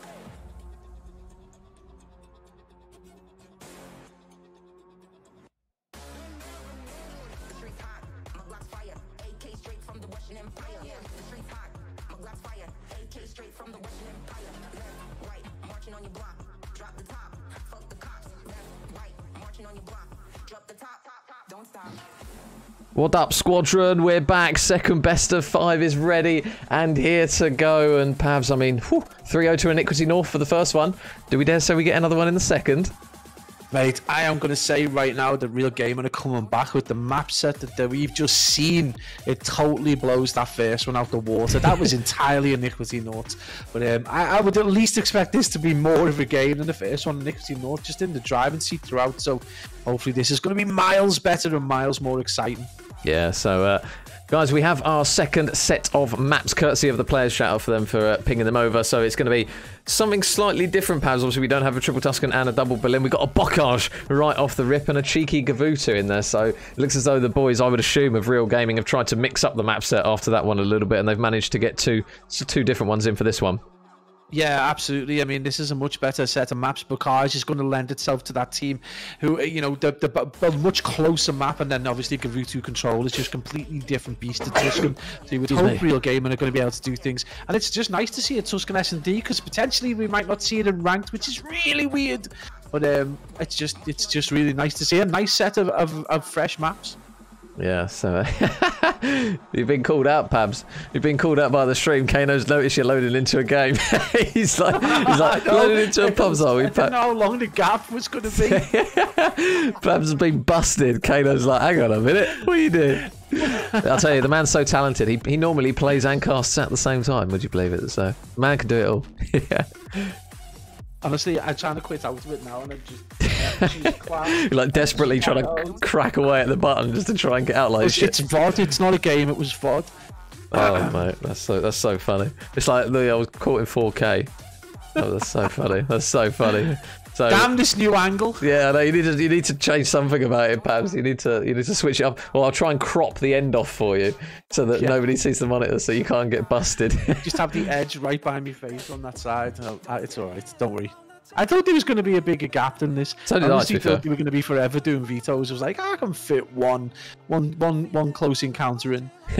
There's the passion for you. I'll tell you what, when League play comes out, or a ranked play, well, passion, addiction. I'll tell you what, hopefully at some point this week, because I booked this week off work to play ranked play. It didn't come Monday. We've still not got it now on Thursday. I'm like, hello? This is why you're so tilted. Yeah, I'm fuming. Like, I was like, honestly, I was like, mate, just like weirdly tilted by this. Like, most people be like, oh, we're used to it by now. You're taking the week. I mean, it just literally, it felt like we were being memed. It literally felt like we were being stiffed. It was like, it came out Monday, supposedly. And I was like, oh no, sorry, it's Thursday. It's like, right, okay, I can accept Thursday. Just bring it out Thursday.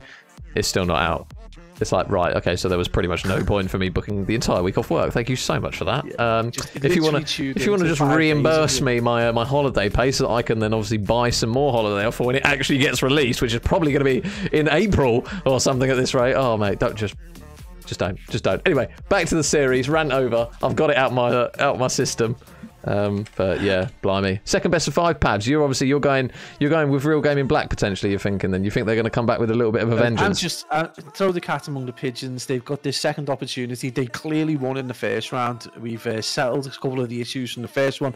We've got that second best of 5, which is what we wanted. A bit more Call of Duty. I just think Real Gaming Black, I think, are going to be a different beast. And because it's just one of those maps as well, where it doesn't matter. You can get an upset. You can get a victory based on time. All kinds of weird things can happen on Bocage. Points. And then we hit that Tuscan S&D, which is kind of probably the one S&D everyone really knows inside and out, so might lend itself to a team that's been together longer or played together more coherently. So they could potentially go 2-0 up here in this, and it wouldn't surprise me if that was the case. Yeah, I think it's just going to be a case of whether we see the boys of Iniquity North kind of slay out like we did in that first map. They put up some big numbers in that one, to be fair to them, on the Tuscan hardpoint, and obviously 250 to 134 is a fairly big battering actually by obviously it's not quite a 100-point club, but it's pretty close as far as Tuscan goes. It's one of the more closer maps that we tend to see kind of along with this map here in Bocage. So if Iniquity North come out firing in this one, the boys of Real Gaming Black are going to be thinking, oh bloody hell, these boys are here to play. Yeah, I mean, I'm just surprised really that Sledgehammer have put you in the 7-day club, because that's devastating news right there, mate. I'm gutted for you right there. But straight off the rip, we're seeing the classic contest go down and trades back and forth between Iniquity North and Real Gaming Black as we hit this second reset, this best of 5 in this grand final, and it's looking like there's a little bit of change coming over for Real Gaming Black Major. A nice kill there, Reams, as that player hikes it through gate, and there again it's going to go back and forth, but it does look like Real Gaming Black Major is set up potentially for P2 already. Yeah, so true with that. We've seen him have some really good moments here for Real Gaming Black. He's going to get taken down. Robbo's still on a 3 streak at the moment, so obviously with that glide bomb being at 7, he's not even going to be halfway there, but now he's going to be over halfway as he manages to snap onto Dizzy. So good work from Robbo, as the new hill will now finally pop after what feels like an eternity, and 5 in a row there from Robbo. So what previously would have earned him a glide bomb isn't going to now, and there are still going to be some players lurking in mid. Pistol out there there from True. He's not going to be able to grab that kill. And Robbo looking for more. And oh, holy wall bangs all the way across the map. I have not seen that as he manages to rip through Jack. He's looking for the 7th. Oh, and he's just going to fall ever so shy of streaks on that one. But really good work from him and the boys of Real Gaming Black. They have got a lot of time so far, Pablo, on this P2, and they're looking to push out this lead even further. Yeah, this has definitely been a set of map choices that probably favours the boys in black right now, and huge plays, and just one off the glide. It would have been the first one I think we'd seen in the whole game so far, so that would have been absolutely astounding. We're about 7-2 right now, and they've got about 30-second lead, which we know is next to nothing. It's almost nothing in this map, but you can chain hills together quite quickly. But Real Gaming Black coming out with high intensity, Major, looking like a completely different side, totally different pace. I almost feel like they've handed the pads over to someone else. It's Jekyll and Hyde performance right now from Real Gaming Black. Yeah, so Robbo still going strong currently at 8-3 after that really strong start. But now this is a good chance for Iniquity and North here to really hold a lot of time over on this P3. It will be Jack out the back, and you can see Deadshot just ready and waiting to pounce. He's just going to check the corner. Is he going to spot him, or he's going to get tagged up? So Mickey G is going to grab 2 important kills inside the hill, and meanwhile Robbo is going to be the last man standing, but still quite a way away from the hill at the moment as Mickey G grabs yet another one at the moment. So 4 in a row now for Mr. Mickey G. He's been an absolute menace so far in this series. He's going to look to try and grab some more here. Can he grab one onto True? No, he's going to get dropped. So the boys of Real Gaming, they do finally get in towards the hill, and they make that important clean break. Pablo, good work from those boys. Yeah, absolutely. And, you know, they've managed to get a full team wipe as well and get control. And number 3 there is going to cause absolute problems. True Rift again. He's the kill leader one more time. 10-7, although Robbo manages to grab a few and just take that lead. But huge plays, and Real Gaming Black just looking very strong. And they've taken a massive chunk of change out of this hill already. And they're potentially looking to get wrapped back towards Barn, which we know is notoriously difficult to keep hold of. And we know that information already going down. They'll know that a player has dropped. So potentially going to see those players look to try and pick up kills in and around, and that is going to be between Truift and Robbo as they manage to defend B stoutly. The contest does go in though, as we see that kill feed still remains golden with a team kill coming in again from Faded with the nade. So some comm problems going out from Iniquity North, and it's a solid lead from the team in gold with 2 strafing runs in the pocket. Yeah, and they've now got the glide bomb as well. True manages to get that important 7th kill, so really good regain here on the Bocage from Real Gaming Black. It's looking like a very strong map of theirs here in the second best of 5. If you did miss the first best of 5, guys, it finished 3-0 to Iniquity North, who have come through the losers bracket, so they came up with a huge statement in this one. And it's Robbo at the moment, 19-5. He's on an absolute tear as he goes through even more players. There's going to be another one in the back, Dizzy. Mr. Kyle, good work there. Kyle Cam, as he's also known, is going to grab that important kill, and it will be the boys of Iniquity North looking to try and keep the man Mickey G alive out the back, but he's not going to be able to do it. And at the moment, I'll tell you what, this has been faultless from Real Gaming Black at the moment, Pablo. Every single important rotation, they just seem to be on top of it. Yeah, and absolutely, and they've obviously got the kind of insurance of having those streaks in the back. So regardless of what Iniquity North do now, they're going to have some kind of site control, and it's going to be vital. But again, in the hands of Real Game, and we saw that strafing run from the previous round, it did more damage to themselves than it did to the opposition. So that could potentially be an issue, as Dizzy does manage to get a nade straight onto Robbo's bonds, and Dizzy doing absolute work here. And it's been a solid performance over towards this P5 from Iniquity, who not only fill the kill streak, but are able to get a good chunk of time right now. Robbo is going to drop that strafing run down, so again, be interesting to see how this plays out and whether he's going to be able to get any kills from it. And that is just about to pop through, and I don't think anyone's been killed from it. No. So again, strafing run proven very difficult to use. It feels like you get nothing out of the strafing run, or you just get a load of team kills. So it's not going to be a streak that is going to come through for the boys, unfortunately, on that occasion. But Robbo's still going strong, 23-8 at the moment. Deadshot just chilling with his feet up, soaking up the time though, doing what he needs to do. Dizzy is going to manage to grab that kill on towards the hill, and Jack looking to potentially work a little bit of an angle onto the man on the hill. His teammate in Faded is going to grab another kill, and he's going to grab 2 actually. Faded, so really good work from him. But Deadshot in bottom barn, only able to grab 1. A very sporadic thing that we see is a drop shot, Pablo, but he manages to get it done, and he's gonna drop him on that occasion. So Iniquity North now only trailing by around 30 points here, but the boys of Real Gaming Black, they're still soaking up this P1 time. They've actually held quite a decent amount from it. Yeah, man, the rare drop shot comes through. I guess it's about style of playing, which Call of Duty you are most familiar with. For me, it's always been about jetpack, so I'm a incoherent jump shotter. But yeah, it's good to see it when it's used effectively. Better than the dolphin dive, which I kind of miss a little bit just for comedy value, but it is what it is. And the kill feed goes gold, so again, Real Game and Black still looking solid. They've still got themselves around and about 40 seconds in terms of a lead, so not exactly running away with it. Again, they're well within that kind of rotation amount, so still a lot of work to do. But Iniquity North, we know if they start picking up kills, in particular Faded starts to play well. Jack B Ford going off there as he drops Deadshot and True Wit. But if Faded starts to pick up kills, this could be still a relatively close game. And if they chain only a handful of hills together, this could be a problem. True Wit is going to get that glide out. He's going to just shake things up. He manages to get a kill on Jack B Ford, who's probably going to be a little annoyed that he was taken out of barn there, but great play so far. And that clock, Major, is slowly but surely ticking the way of the team in blue. Yeah, and Robbo going to try and do his best to potentially get some more players off at this point, because they're still flooding this Iniquity North. They've held a really good amount of time from it, and now the lead is now ever slimmer as they're looking for more kills. Robbo, though, nice working towards the hill. Mickey, though, holds strong, and with 5 seconds remaining, they will look to try and now rotate. Jack is going to be the lone man down towards this B-bomb site. Can he manage to grab a couple of kills in the back? Deadshot is just going to be located in tower. I'm not sure whether or not he'll spot him or not. Surely going to spot Robbo on the tank, though, and nice shots there. Oh, just going to... Oh, no, he's going to actually just stop shooting there. He thought he had him for dead. He's not going to be able to get the kill, Jack. Still trying to play his life here, and it looks as though it might be True whiffed out the back. Really good work from him to at least trade the kills, but nice shots there from Kyle to take down one. He's having a really good map at the moment at 23 and 17. Looking for another one out the back, and really good work from Kyle again, and he's now got the spawn trap on as he's looking to gun a few more players. True whiff going to be incredibly one-shot, but good work here from Iniquity North, and just by having Cole locked up in this position, he's just stopping everyone from transitioning over. Yeah, and he's not being dealt with effectively yet. Reams does reposition to get that kill, but the damage is being done, and it's been a solid hold right there, and they've taken the lead ever so slightly. So Iniquity North not only going big in the hill, but with the help of Dizzy, you know, that captain from Notts County, in and out the game. That's that kind of like natural leader. And Mickey G, you know, one of the players we said from the start that he had an awesome game one has just come to life, and right now Real Game and Black look like they've ran out of steam, and they're going to need to get that intensity back up to the way it was at the beginning of this barrage, or potentially Iniquity North could just steamroll them right now. Oh, Mickey G with the swiftest of movements. Really good work there from him. And he has now helped his teammates to some more important time.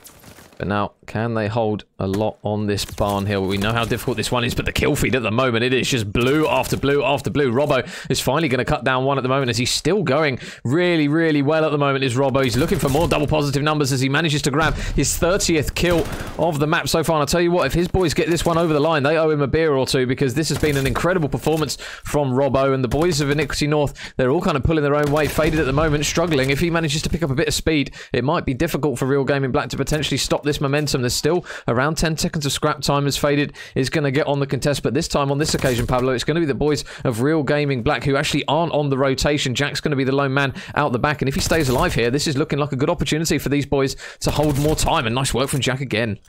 Yeah, they're 2 huge kills. They're giving them the opportunity not just to get on the kill, but look, they can get spread out, start to get a bit of information. I think number 7 there does sniff some issues, but this could be a big play right now. COD timing at its best as number 1. Deadshot makes his way around the back from a position where Dizzy was hugely strong before, but Deadshot takes down Jack and gets onto the hill. It's going to require Mickey G to kind of push in as quickly as possible. He doesn't read it correctly, and Deadshot gets another huge kill. So Real Game of Black potentially, you know, in a position to bring this back to almost even. There's only 20 seconds in it, and the nades and the ordnance is going to go out. It isn't going to tag anyone up, and we've got that player in that power position in Reams, who's 21 and 23. He's got a solid chunk of change throughout the map in 1 minute 11, supported by Deadshot, who slowly but surely just started to pick up. He finally does get taken down by that strafe, from what we do finally see it, you know, work effectively. But great play so far from Real Game of Black, and they've brought this back, and they've just gone into the lead as well. So huge plays there, Major. Yeah, and look at Deadshot already going round the back here over towards top Barney. He's going to take Jack down, so good work and a good opening kill here. Looking for the second odds of Mickey J. He's going to fly off the top rope, and a couple of kills coming through from Deadshot. He's been really quiet this map. He has struggled, but some important kills again are going to allow Real Gaming Black to get back on P1, and if they can hold a decent time on this P1 and potentially rotate, this one here could be done already. Jack, though, big kill, takes down one, and Kyle looking for the trade. He's going to grab one kill. There is still another man round the corner. Is he going to get any more? No, he's not. Reens is going to shut the door in his face, but again, there's only 9 seconds separating getting these guys at the moment. It looks as though Faded is going to still be lurking around P1 as True Whift is going to grab one pick in towards that hut side. He gets a second as well. So out the back now, Jack's got to go huge. There's still a couple of players. He is going to take down one of which. True Whift, though, out the back. Can he win another gunfight? Big wins from Jack. Important kills, Pablo. We know there's very few moments on Bocage where you can claim where the big kills are. But I'll tell you what, Jack with that double kill in the back there secures the spawns and potentially what could be a map important kill. Yeah, you would argue Jack's kills there just as vital as Ream's were out towards the back of P5, which kind of like cemented that run of hills for Real Gaming Black. But Iniquity strike right back, and now they're going to have to fight from the front, as it does look like Real Gaming Black finally got control of back spawns. But again, Jack they just absolutely flood the hill, and it's going to require Jack to go off. But right now, Iniquity North just look like they can't be pushed off this hill whatsoever. They've got a nice solid setup, and again, it's just going to kill feed the hill. Those boys in gold really need to be a little bit more adventurous in how they look to retake this hill. There's still 30 seconds remaining, so a good solid push, coherent push could see them do well and potentially push them over to the next hill. So that's a great break. With Faded's going to go big at the right time. Oh my days with the TVs. He looks to get the 30 turns. Is he going to get the no, he's got a knife. Faded finally dealt with by Robbo after a wild 3-piece, and Dizzy is going to be on the kill. So is the time, if he gets this pick, this could be huge. Oh my this could be goodness. wild. He absolutely destroyed Reens in Barn for that third kill there. Really big kills coming through for Iniquity North, and now 10 seconds remain here for Real Gaming Black. They looked so good in phases of this map, but now Iniquity North, they have just been absolutely immovable for these past few hills. True Whift, big kill, takes a man off the time, looking out the back for Mickey G, and oh no, he's going to get traded out. The boys in blue, 5 seconds now remaining for them to take this map number 1. Every single arrow from Real Gaming Black is prioritised in flooding in towards the hill. They're dropping by the wayside. Every single one is falling. Number 1, Deadshot. Can you manage to make the play? There's one. Looks for the second. Jack holds strong. Jack gets the final kill, and map 1 is going to go in favour for the boys in blue. Pablo, they go 1-0 up again. 2 games away from not just resetting the bracket, but taking the grand final in absolute style. Huge plays, and you would suggest that this particular kill really plays into the abilities of the boys in 40 and 25. Jack with 32 non-traded kills. Huge plays there. That is a disgusting stat right there. 32 non-traded kills. I know Bocage is a beast, but that is wild plays. When you consider the start they got was really slow, they have absolutely dominated towards the latter part of the rotation and a half at the end. That is incredible plays right there. But not just that, they really play to their strengths. They're very aggressive in close quarters. They're very accurate in close quarters. But definitely the play of the series so far goes to Faded with a potential 4-piece if he's able to get that knife, but again not able to cover the ground. But just the turn and shot towards Barn was everything that you want to see in a player, and it proves again that, you know, at this level one player can make a difference. Yeah, this time I think it was Jack B. Ford. Yeah, I mean, but in that one, to be fair, like we've seen AR players struggle on Bocage. Jack, though, he was just beaming everyone. He seemed to be obviously in every single power position when his team needed him to be. He obviously got important time as well, which we claim a lot of players, when they do get a lot of kills on Bocage, a lot of the time they're either roaming around, they're not necessarily on the hill all the time, but he got some important hill time as well. And Iniquity North 1-0 up, Pabs. This is looking very good now for these boys. I might have to get the trowel out and unplant the flag, mate, because right now Real Gaming Black just look like they've run out of gas again. They started off so sprightly and done so well, but Bocage lends itself to that anyway. It does lend itself to that highly aggressive play, but they just ran out of steam towards the latter part of that rotation, and Iniquity North just never let up. In fact, if anything, they got better, they got faster, they got more accurate. We saw some absolute laser beams coming out of some of those MP40s, and in particular we saw some great performances not only from Jack B. but Dizzy over towards back 3, you know, absolutely commanding that position in that second rotation P5. So, you know, I just wouldn't put it past these guys to do us again with the 3-0. But Real Gaming Black, you know, proved today at the very least at the beginning of that they can hang. So big opportunity for them to regain, or is this the Tuscan S&D that's going to see them collapse? Yeah, I say we'll have to wait and see. We didn't see, obviously, the Tuscan Search and Destroy because that was map number 5 of the first best of 5. If you guys are just joining on board with us, Iniquity North, they have come through the losers bracket. I will just quickly put the bracket graphic up for you guys. So they've come through the bottom. They actually lost in the winners final to Real Gaming Black here. So this is a rematch of winners final. In Iniquity North, they took the first best of 5 3-0. Looked very strong, and now 1-0 up here as we go in towards our map number 2 for the Tuscan Search and Destroy. And at the moment, Pabs, for the boys of Iniquity, you just got to sit back and say, just keep doing what you're doing, really. It just seems to be working for them. Absolutely. I mean, it's a different mindset going into S&D. They had a slow start because, and we're taken probably by surprise in terms of the aggression from Real Game and Black. But yeah, you just keep playing the way you're playing, because right now you haven't put a foot wrong. The control on Tuscan was just wild in terms of how many times you win an attacking round. And again, we said potentially at this level, that is one of the features that you're going to see in Division 7 is a lot more attacking round wins. The bias probably not as heavy, but going into this S&D, this is definitely an opportunity now for Real Game and Black. This is probably the most practiced S&D out of any of the maps. It was a popular S&D from the very onset of Vanguard. It's one of the few maps they've designed really well. Probably the only one that's a problem is that Tuscan. I thought you were going to say the only one that's done well. No, it's just the only one apart from the control. Probably you would say is slightly biased, but it's just, this should be interesting. Yeah, so we are now loading in towards Tuscan Search and Destroy, and obviously that previous search that we saw from Iniquity North was 6-2. It was on Berlin, obviously a slightly different map, but as you mentioned, Pabs, going into a Tuscan Search where we kind of go back and forth a lot of the times from the attacking and defensive sides. And a quick shout out to Rusko and Connor as well, dropped a follow as well. So it was, is it Illy, Civic, and I think that was everyone. Thank you very much. Yeah, not quite the Illy that we dream of, but nonetheless more. Illy's going to learn to think about S&D right now. Yeah, it's good. So take a play out of these boys. So this is going to be an interesting one again between these two. So Iniquity North, they strike first blood here in this second best of 5. So can they work the magic here in the Tuscan Search and Destroy? Again, another important opportunity here for the boys in blue to potentially go 2-0 up here in first blood. Mickey G, the man who we have seen, Pablo, be incredibly good in this series, and an important first blood gets the boys underway. Yeah, absolutely, and he's kind of read things really nice. Had a really good piece of aggression. Again, he's read this so well. He does get tagged up by really nice shots from Reams, so that's going to bring things to a 3v3. And it's going to be down to a Real Game of Black right now. And with only 27 seconds remaining, they've got to get not only a kill to get some bomb site control, but they need to really make up that geography. And right now, Jack B. Ford doing what Jack B. Ford does best, is drop players. And Reams again there to save the day. But he is in a 1v2 clutch moment right now. And it is going to be the captain of Notts County to clean things up and take Iniquity North into a 1-0 lead, Major. Yeah, so the boys in blue. First round on the board for them, and it is going to be an offensive round, so arguably the easier of the two sides once that bomb does in fact go down and they manage to get the first one over the line. So we'll see now what the boys of Real Gaming have got in store for us here in this second round. So whether or not they'll potentially go over to 8, go for the typical plant that we're used to seeing, Pabs, or potentially mix it up, because I say down in some of these divisions you do see some difficult and bizarre plays sometimes, but some of them work. But it looks as though it's going to be a pretty bread and butter push here for the boys of Real Gaming Black.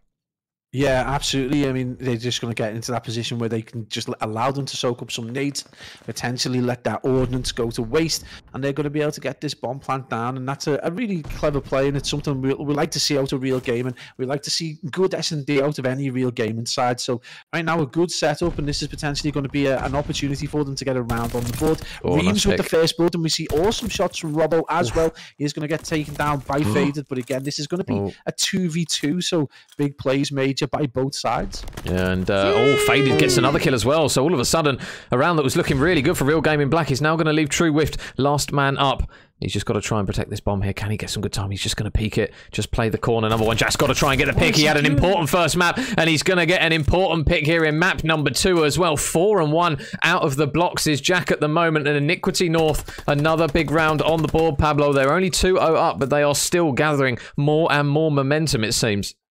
Yeah, they just don't seem to be stoppable anyway, seem to be able to be dealt with. And right now, you've got to ask the question, what was the player doing there? They didn't seem to check both corners. He seemed to be more interested in playing his life than playing time. It was just an unusual move, and we do expect to see these kind of things at this level. But again, you know, if you're Real Game of Black, you're probably going to be a little disappointed in how the 3 remaining players played when they had bomb site control and they also had that life advantage. So right now, you've just got to say Iniquity North looking unstoppable. I'm going to choke again, Major, on my own breath.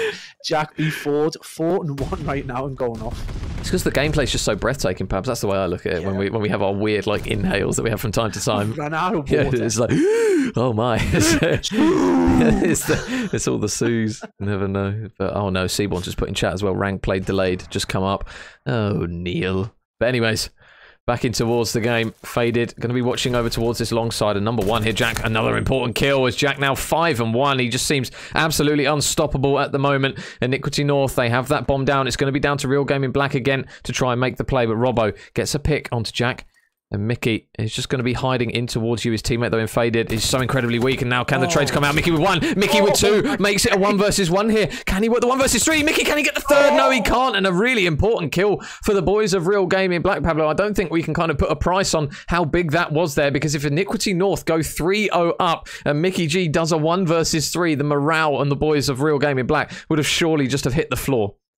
I mean, we've been in listening with the boys from Real Game and Black when they were doing okay, and they were really kind of calm, chill comms. I can't imagine they would have gone to silence if he gets that 3-piece. But not only that, would have been 2 attacking rounds on the board, and that is exactly the place Real Game and want to avoid, being 3-0 down and being just thoroughly dominated. So a great opportunity, and good to see Truiff back on the board 1 and 2 right now, and hopefully going to see bigger and better things out of him as we head into the latter stages of this S&D. But right now, still advantage Iniquity North. Real Game and Black still with a lot to do, but this is much better from them, and a big kill, and who knows, in the scheme of things, might be the biggest kill so far. Yeah, so where is this first blood going to lie? We haven't seen a sniper out of either team. Faded's got to be careful though, because Deadshot is right outside this door. Oh, the first engagement feels imminent now. Whether or not it's going to be before or after the bomb plant, we'll have to wait and see, because the bomb is now going down. A plant is now complete, so the next kill will be after that bomb plant. Is he going to check this corner here, Faded? Oh, he's just going to back up. He's just going to back up. I'll tell you what, if Dizzy hits this flank here quickly, he might be able to grab it first. But oh my god, he just doesn't check the corner. He doesn't check, so Reens is going to go unharmed. He is going to go up top here, but Robbo makes the reads, but never mind. He gets the kill. Kyle with the first blood. Faded's going to drop those, so now 3 versus 3. Deadshot is going to actually fall a couple of players there on the side of Iniquity North. So now it's now all on Kyle. How many can he grab? He can't grab any more. And Real Gaming Black, they tie it back up 2 rounds apiece. I mean, hats off to them, dealing with the player on the flank. The comms obviously working well now for them as they get that read and able to get those kills, more importantly, and that's good team play from Real Game and Black. But the first time we've seen them effectively, you know, execute a strategy like that, and obviously that comes down to comms largely in part, so huge plays by them. And right now, it's all tied up, and this is a great opportunity for them to push on. They've just got to maintain accuracy, they've got to make sure that they finish their kills, and more importantly, they've got to make sure they play their lives and not just throw themselves away. Let's not get overconfident right now, but right now you can see that aggression major coming out of the Iniquity North as they just waltz right through middle. Yeah, so first blood goes in favour of none other than, who would have thought, Jack, as he now gets his 6th kill, and the bomb will go down at A, so neither team switch it up right off the gates. Deadshot has been spotted in mid, and Mickey G, nice shots there to rip his head absolutely clean off. Jack might have a couple of engagements shortly. There is Reens, who has managed to work his way in towards bottom well, but Robbo, is he going to check this corner? Oh, the window opens. There's a freebie, so another pick comes through, and now all of a sudden Reens is now the last man up. He has managed to work his way around the good side here. I'll tell you what, if he has some discipline, there's one. They know where he is now. He's going to fly around the corner. There's going to be 2 ready and waiting. The first one in Carl, going to spot him, going to tag him up. Can he win the gunfight onto him? Oh, the shots, the prone block comes through. He's not going to be able to, and Iniquity North retake the lead 3-2. I have nightmares about prone block, honestly. I live that nightmare daily on this game, but huge plays by the boys from Iniquity North. Again, as they just look to dominate, it just looks like they can go through another gear. They waltz through mid, they get bombed down, they get a first pick and dominate the round entirely. And this is one of the things that worries me about Real Game and Black, is that when they do slap back, it's almost like Iniquity North can then go through another gear and just dominate again. Jack B. Ford with the kills, presently on a 2 streak, his team presently on a 4 collectively. Huge plays across the board from Iniquity North, who just look unstoppable right now, and Real Game and Black don't appear to have a plan A, plan B, or plan C in response to this onslaught. Oh, Faded. He knows the boys are here. How many can he grab? He's going to take down the first. He's got a teammate nearby on the flank here. He's just going to check his bottom as he drops down into Reens, and big kills coming through from Faded. He manages to drop 2. Can he get the 3rd onto Robbo? No, not quite able to, but the boys of Iniquity North, they've adapted really quickly here as Mickey G and Dizzy are here. They grab the 2 remaining kills, and Iniquity North with a 2-round cushion has been restored once again. Really good adaptation from those boys as soon as they realised that bomb was going down over towards that B-side, Pabs. Yeah, that's a really nice spot, that, mate. It's an awesome transition they've made. One player with really nice trigger discipline as well. He waits for the player to push him to get the guaranteed kill and then feeds the information back to his team. So great comms, really smart player. You've got to look to your in-game leader there for that kind of call-out. So huge plays by them. And the reason why they're in the lead, they've made less mistakes than the boys in Real Game and Black. And when they've needed to take that opportunity, when Real Game and Black do make a mistake, they're there to do it. And this aggression has just worked for them time and time again. This is a big opportunity. Robbo should have eyes on. He's going to get dealt with one more time by a Mickey G grenade, and it's those kind of plays that are essentially going to cost them not just this round, but potentially the game. Yeah, and this kill is huge now. Oh, Jack again, the read over towards that B site. Stops dead shot right in his tracks. And now this next kill has to be a Real Gaming kill, and it's not. Reens and the boys, they're just going to drop by the wayside. Iniquity North have just hit a completely different gear in this middle game, Pabs. They're now 5-2 up. You saw the first blood as well from the nade here. We know how much fine margins can be a factor here in Tuscan, and the boys in blue at the moment, it is just going in their favour time after time. Absolutely, and you would suggest there's a few small problems. Routes to points, whatever routes the guys from Real Game and Black are taking are just not getting them to their positions quickly enough. Because obviously, we'd expect the team who start back church to be able to get to mid to see that push through middle. Again, you've just maybe got to look at setups, class setups. You've got to look at the routes they're taking. They are being dominated in ways that they potentially shouldn't be dominated in. And right now, you would suspect that the kind of gas has gone out of Real Game and Black. The comms should go out now that Mickey G has made his way around, and he is just going to try and hold this corner, potentially maybe trying to surprise the player at the back. And you can see this is going to be big. He's going to get one pick and be able to play his life, and this is not what you need if you are a Real Game and Black fan right now. Oh my goodness, the next kill is going to go in their favour again. And body shots coming through from Jack. He is 11-4, so if anyone's got a right to do it, it is him. And Iniquity North, they take map number 2 in the second best of 5, 6-2. They now lead 2-0, Pabs. Are they going to get this in a potential 6-0? They've been incredible so far. Yeah, they have been unstoppable, undeniable, and just absolutely, they have played the perfect Call of Duty against Real Game, and whether they've been out of the game choosing the right maps, whether they've got into the game and just slayed out at times. When one player goes negative, they've got another player absolutely slaughtering everyone. Jack B. Ford over the last few maps, and prior to that they faded in the first set of 3 series, and right now Real Gaming, that's just not a reset. They really need to invigorate themselves, because they look like the gas has gone completely out of them, and they really need to look to that kind of inspiration. And it's a big job right now for I Forbid to get this team together and say we need to take these 3 maps, because ultimately it is only 3 maps they need to take this grand final, unlike the 6 that are now 1 now required for the boys from Iniquity North. So this is a huge moment in the series. Gavutu Control, though, Major, we know is just an insane map, so potentially could go either way. It wouldn't surprise me if Real Game and Gold found themselves in the position where they do finally take a map. But equally, when the team are firing on cylinders like this, it wouldn't surprise me if they get absolutely dominated. Vanguard just keeping us on the fence quite large parts of time. Yeah, so wow, Iniquity North, they are right on the brink now of taking this second best of 5 3-0 as well. Really good performance here from the boys in the north, and you can see the Always in the chat. It's been an incredible performance from these boys, but now can they manage to get it over the line in a 3-0? As you mentioned, the Gavutu Control is going to be map number 3. We haven't seen this one yet between these 2 teams, but if it's anything to go by from these previous maps here, Iniquity North, they're probably going to be tasty on this one as well, especially the way Jack's been playing with that auto. It wouldn't surprise me here if they're a difficult side on this one as well, Pabs. Well, we saw them get 2 attacking rounds in Tuscan Control, which is infinitely more difficult than the Gavutu be. So, yeah, this is... I mean, you would suggest this is going to be not a breeze as such, but definitely one of the easier rounds. They've breezed through S&D. They dominated Bacage Hardpoint. They dominated the 3 previous maps, starting from that kind of more difficult Tuscan Control position. Yeah. So again, you would suspect Gavutu Control being a slightly easier map probably wouldn't phase them as much, but again, you've got to hope that the boys from Real Game and Black have got to regain and got to reset. But again, I just feel like the gas has gone out of them. The fire went out the belly a little bit. Both games, Major, have just ended kind of on a bit of a deflation. Yeah, I say they've had moments. Obviously, that first hard point, you felt if Real Game in Black could have taken that one with how close it was at times, I think that could have potentially have been the springboard for them to try and get some momentum going. But the search and destroy out of Iniquity North at the moment, both both searches that we've seen have been very, very clinical from them. And it's almost like an infamous phrase, isn't it? Like search and destroy will literally win you series, and they've proven it here at the moment, because they've taken not only the respawns but the search and destroys at the moment, and it's just one where you're clutching at straws now for Real Gaming Black here to try and say, right, okay, this is now the final opportunity really for them to really get this going, because they need the last 3 remaining maps and they need the reverse sweep now. Yeah, absolutely, and it's just, I feel like the deflation's just set in. I think they'd probably side a little bit. There's, you know, what kind of team talk can you give your team when they are 1 round away from losing a double bracket? I mean, it's going to be difficult, and again, the guys right now are going to be full of confidence in Iniquity North, and very deservedly so. They've played some awesome Call of Duty in comparison to Real Gaming.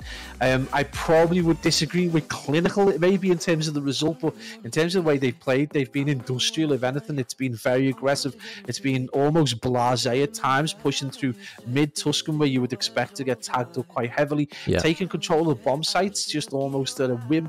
It's just been superbly aggressive, and again in the hard points they just look like they at times just were going to, you know, at times we've seen players get 3 and 4 pieces on maps where they probably shouldn't have been able to do that, and we see that in the non-traded kill stats. So again, just a wild performance really, and very aggressive performance, and it just goes to show at this level, if you play to your nature more than anything else, you'll probably prosper, as strats and tactics are probably less important. And Major, I mean, we saw it on Berlin, they ran 3 MP40s. Well, I mean, I'll be surprised if we see 3 MP40s here on a Gavutu, because we know those SMG players absolutely despise this map, or a lot of them do anyways. So Iniquity North, they are 1 map away now from being crowned Division 7 champions, and not only that, but without even dropping a map into best of 5s. That will be an incredible feat if they manage to get it, but it's going to have to beat a Gavutu here, and to see if they can manage to work it. Dizzy is going to be on the initial dead shot. A couple of kills right off the rip here. It looks as though A is going to be the call for the boys in blue to try and get some initial time and some initial progress going, and they're looking to try and slay out just those players around the hill at the moment while the progression comes through slowly.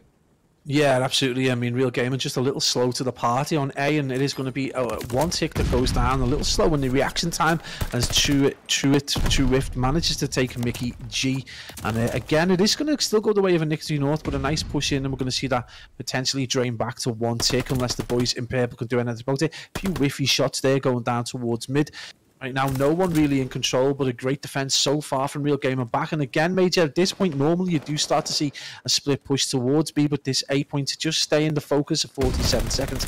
Right now, it's been a hell of a... Oh, the muscle memory not kicking in just there as he manages to miss taking out that player, Major, and we are going to see partial 2nd tick go down. Yeah, so obviously, the attacking round is an important one here, and nice work there from Mickey G and the boys. Really good work. Some important kills come through, and Iniquity North, that progression over towards A is slowly coming through, and obviously with the hype that these boys must be feeling at the moment, what better to do than a cheeky little listening with the boys of Iniquity North, and let's see how these boys are getting on in terms of comms on this attacking round.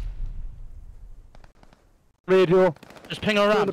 One more radio. Down point. Yeah, I'm 1 point. I'm watching your mid, I'm watching your mid. They're going to be spawning back. I'm trying to pick up. Oh, there's 2. Yeah, wow, I just got some nice. Good kills though. Look at lives. 2011. Dead. Nice. Watching over you from ring. Keep the control. One shot. Just game. Hold. One's pushing over you. I got streaks. Nice. Yeah, play live. One in the back pushing you. One in the back is on the back wall pushing you. Which side? Green one. Pushing you, close. Two coming from the right. He's one shot. Getting over behind the tank. He's 1 shot. 17-8. Play some lives here. Get some kills. Control the ring before we push. 2, 1 in ring. Ah, shit, that's my bad, Con. I should have killed them all. Score. I got one we can help. One more wave. Now the boys of Iniquity North, really calm comms at the moment. They are a little bit frantic from time to time, but they manage to get it done nonetheless. Really good work from those boys, and it looks as though they are going to try and get it. But look, really composed Pabs in stages, and obviously they're playing the smart play by going for lives. They've got to be careful because Real Gaming Black are obviously slowly starting to come back with this one, but it's a good start from these boys here. They've obviously only got 35 seconds left to work with, and now this is kind of where the panic would sink in, you would assume. Yeah, absolutely, because we know that at this point the team on the defence will start to just stay back and use those rocks as cover, and as I say, that a player just pushes out into the most exposed position he possibly could. But great comms there. You just heard Jack B. Ford, very calm, very composed. You know, he supports his players, but good call-outs as well. They want to get that ring control, and they're also looking to try and, you know, support each other. So big kills, good comms and really big kills there, and it's going to be 11 lives plays 3, and that's going to be important. Jack B. Ford will not. The eco shell comes in.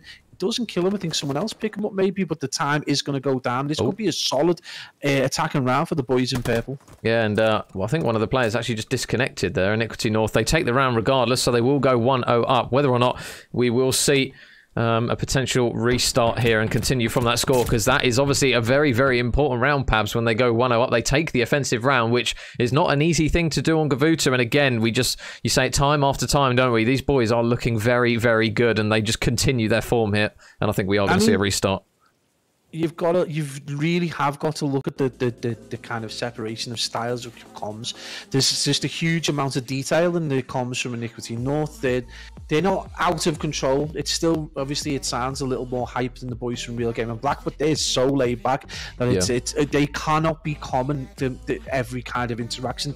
Although it's probably not needed, it isn't definitely needed. But when you compare it to the kind of accuracy of comms you're getting out of Iniquity North, they're getting the kind of information that's going to get them kills, but more importantly, get them trades. And when you're talking about a control, that's massively important in terms of staying ahead in lives. So if by some miracle Real Game and Black are able to get back into this, we end up in that position again where the lives count and they get that defensive round, and you would suggest Iniquity North are going to be so much stronger on that. It is 1-0. I mean, they looks like they've kind of timed out over towards the end of the round anyway, so I don't think it would have made any difference. But yeah, a strong attacking round, and it's something again we don't normally see. So clear skill disparity, you would suggest, but really it might not be in gun skill, it might just be in terms of game knowledge and fundamentals, because the comms are just so much better. Yeah, so we'll wait and see what is going to happen in terms of lobbying up, because I assume we will just see a continuation from 1-0 if that is to be the case. So as far as I've got it anyways,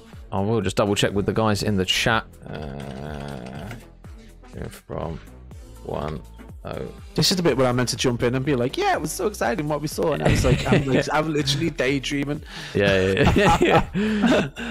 So yeah, we are thinking about what we could do on Gavutu control to bite back against the Iniquity North. Like, what we should do is talk to each other. It's insane. But yeah, no, I honestly think the comms just need to be a little bit more hype. They need to just be, you know, giving each other more important information. Right now, I just get the feeling that a lot of the time they kind of, when they get killed, it's that kind of resignation, like, oh, being killed again. I'm more interested in individual performance than that overall team strategy, which happens. I mean, it's not really any kind of insult to the guys from Real Game of Black, but at this level, it does tend to happen. So yeah, you just need to regain, and sometimes it's not about the team regain. It's just about the kind of like individual regains as a whole. Right now, they are 1-0 down, one step away from being at the final possible point where they can make a comeback. So just as vital that they're able to, and this is going to be a great opportunity for them to get the pad down, stretch the hands, you know, get themselves back into that ideal seated position, get their face nice and close to the screen, get the crank the sound up, and just try and, you know, just try and turn this game round if they can, if the passion is there for them, because right now it is definitely there for Iniquity North, who want to win this desperately. Well, not desperately, but they clearly do want to win this game, this double bracket. So yeah, guys, if you are just hopping on board with us here, we are just waiting for our third and final map to continue where it left off. So it is 1-0 on the control to the boys of Iniquity North. So obviously they are now going to be on that defensive side, and I'll tell you what, Pabs, if they take the defensive side here and go 2-0 up in the control, I mean, you need a reverse sweep within a reverse sweep now for Real Game in Black. They're obviously going to have to take 3 consecutive rounds in a Gavutu, which we know is not an easy thing to do by any means, but then obviously they've then got to do it map 4 and then map 5 as well. So if I mean, you don't like to cancel teams out, and I mean, with how we've seen Vanguard unfold so far this year, anything can happen. Real Game in Black, they can make it happen, but it's just at the moment, if you're a betting man, it is all Iniquity North at the moment. Man, they haven't been able to take 3 rounds in S&D at the minute, so 3 rounds in control is definitely a big ask. I mean, this is a huge regain that's required. I mean, you've got to say it's game, set, and match almost. We have seen these kind of performances before where teams have come back from the brink, but invariably they have been world-class teams that have just, you know, they are potential pro teams. So, again, it's not impossible. And right now, the guys in Orange have probably got the capability to do it. They've definitely got individual gun skill. It's just whether they can do it as a whole. And as I would suggest, they really do need Iniquity North to fall off a little bit as well and just have a little bit of bad luck. Yeah, I'll tell you what, Carl is going on the world's biggest flank ever. He's going to spot Robbo, and he manages to grab the kill onto him, so they know he's out that side. And now Mickey G going to use that as an opportunity to get inside the hill. He's not going to be able to grab the kill. Reens does really well to stay alive in that situation as that A progression still comes through. Second tick now completed here for the boys of Real Gaming. So a good strong start right off the rip. But Jack, the man who's had such good maps so far, looking for some more kills. There is still going to be Robbo up top, boat pistol out. Isn't going to be able to grab it, but his teammate in Mr. Mickey G is going to be able to. He's going to get traded out. So it looks as though the boys of Real Gaming are going to get that A progression through. And now Iniquity North going to look to try and shut up shop over towards the easier side to defend, should we say, Pabs, on that B site.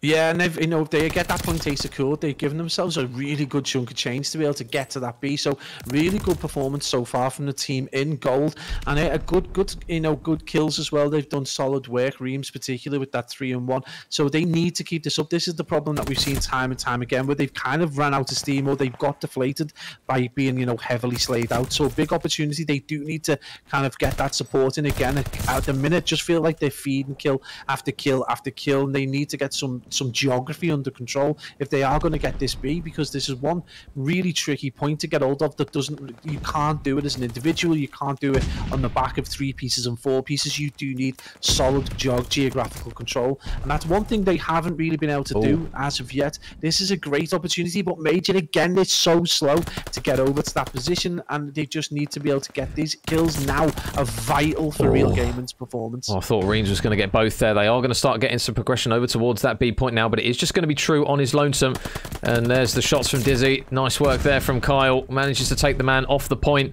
So now number 2, Robbo, is still going to be in towards P1 here. I'm not sure if they know that he's here. He is going to take down one, and Kyle is going to be there to trade him out. So Iniquity North now. Jack up top here. This is a dangerous position. You do not want him here as he cuts down 2 players in quick succession. And now Reens, is it going to be the same outcome for him? Yes, it is. Jack with 3. He's finally going to get dropped by Robbo. 5 in a row, though, for him before he does finally fall. And now Iniquity North, 3 lives to the good. 40 seconds left on the clock here for Real Gaming. Black to work a little bit of magic here. Carl going to try and do his best to dip out of that one, but he does get chased down and shot.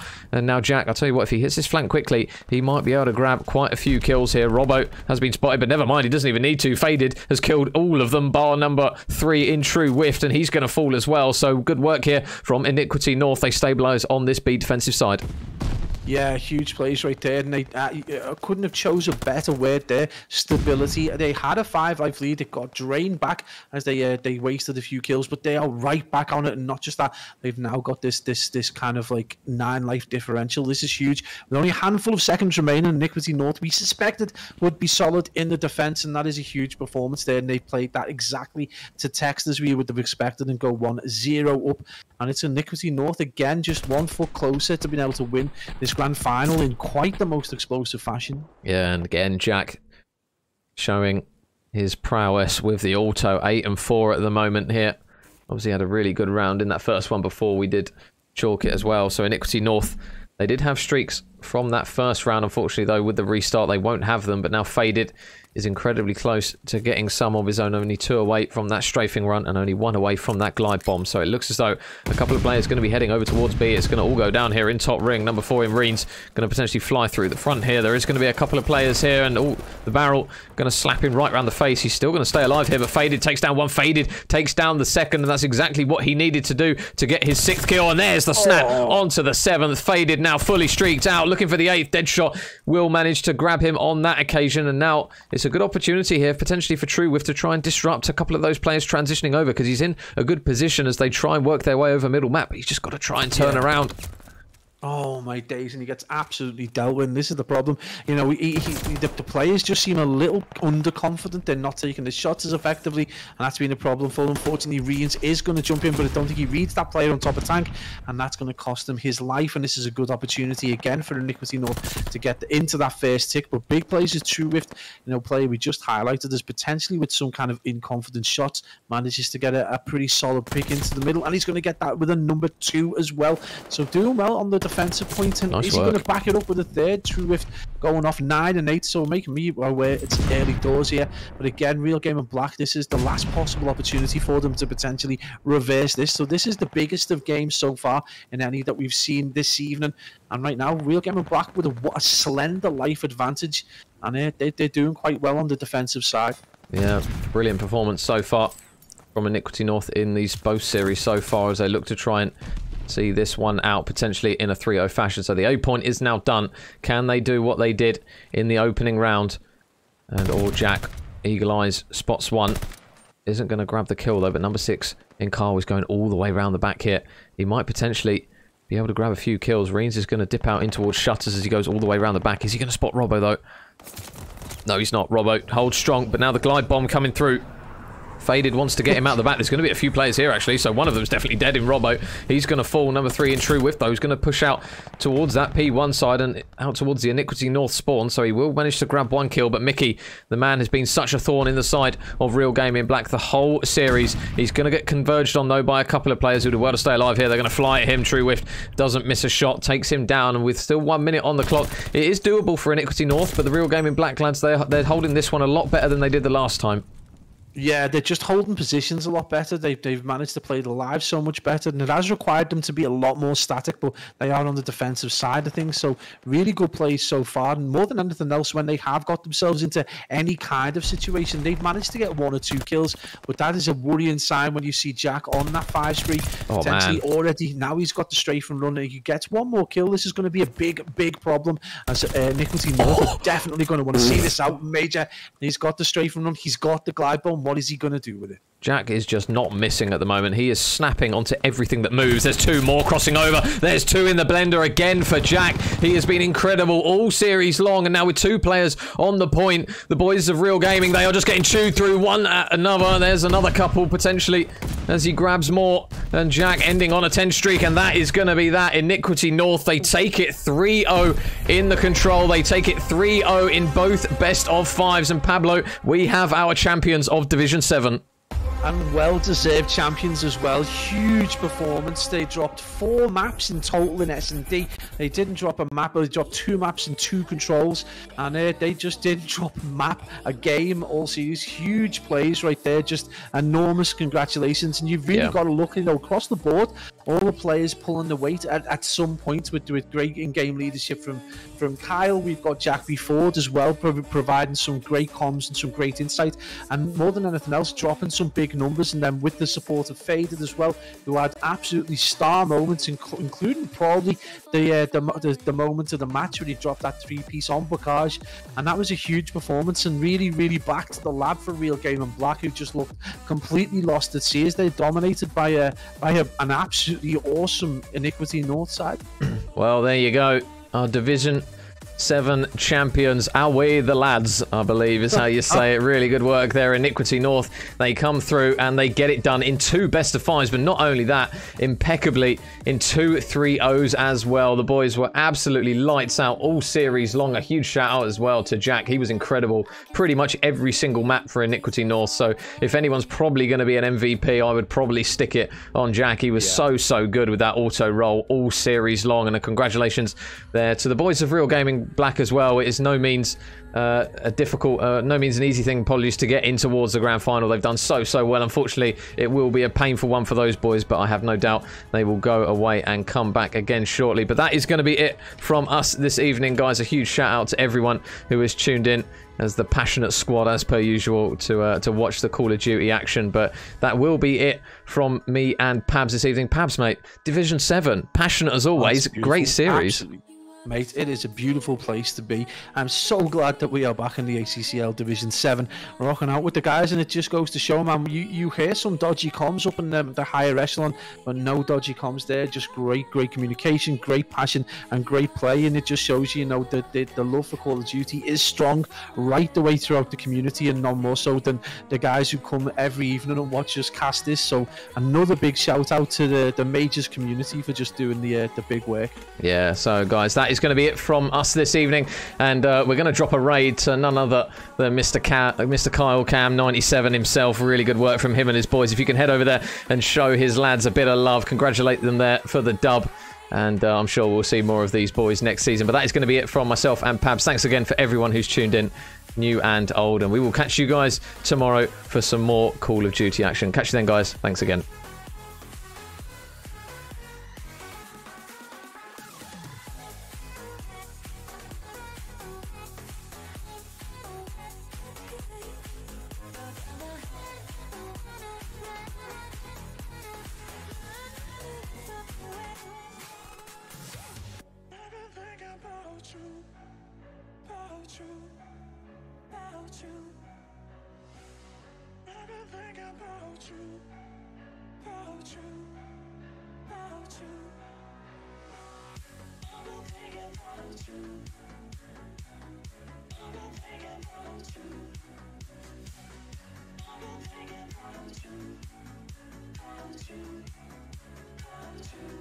Clean sweep, boys.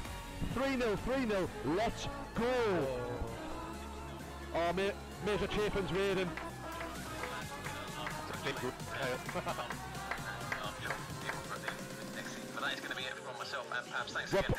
We're reloading it, boys. We're reloading it. We're reloading it.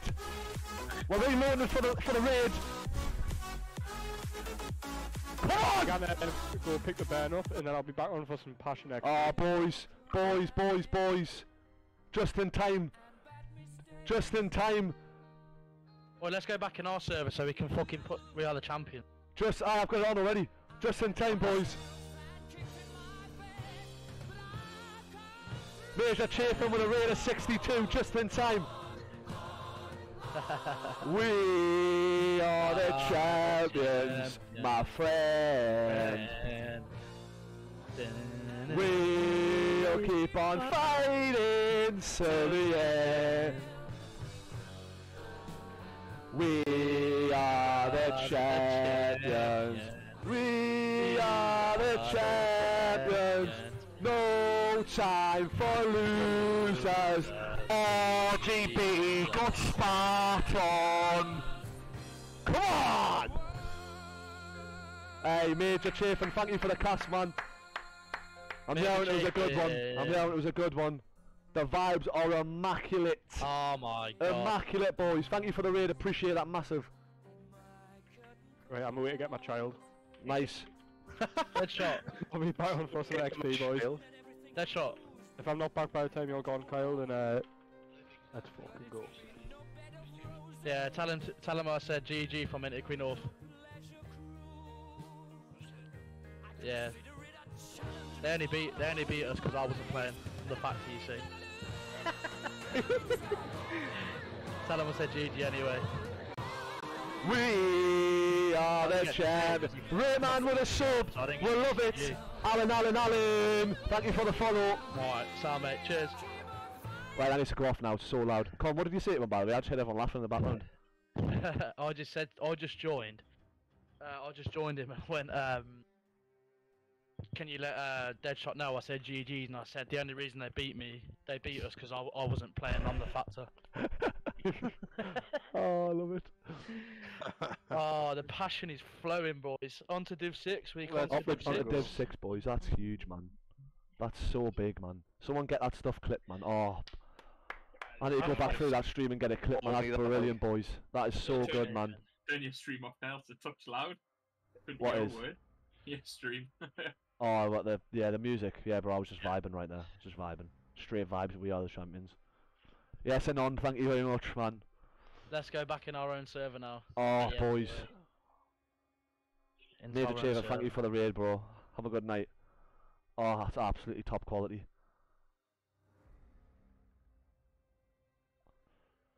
Oh my days. I think I'm having heart palpitations. I'm so excited. Available for the week.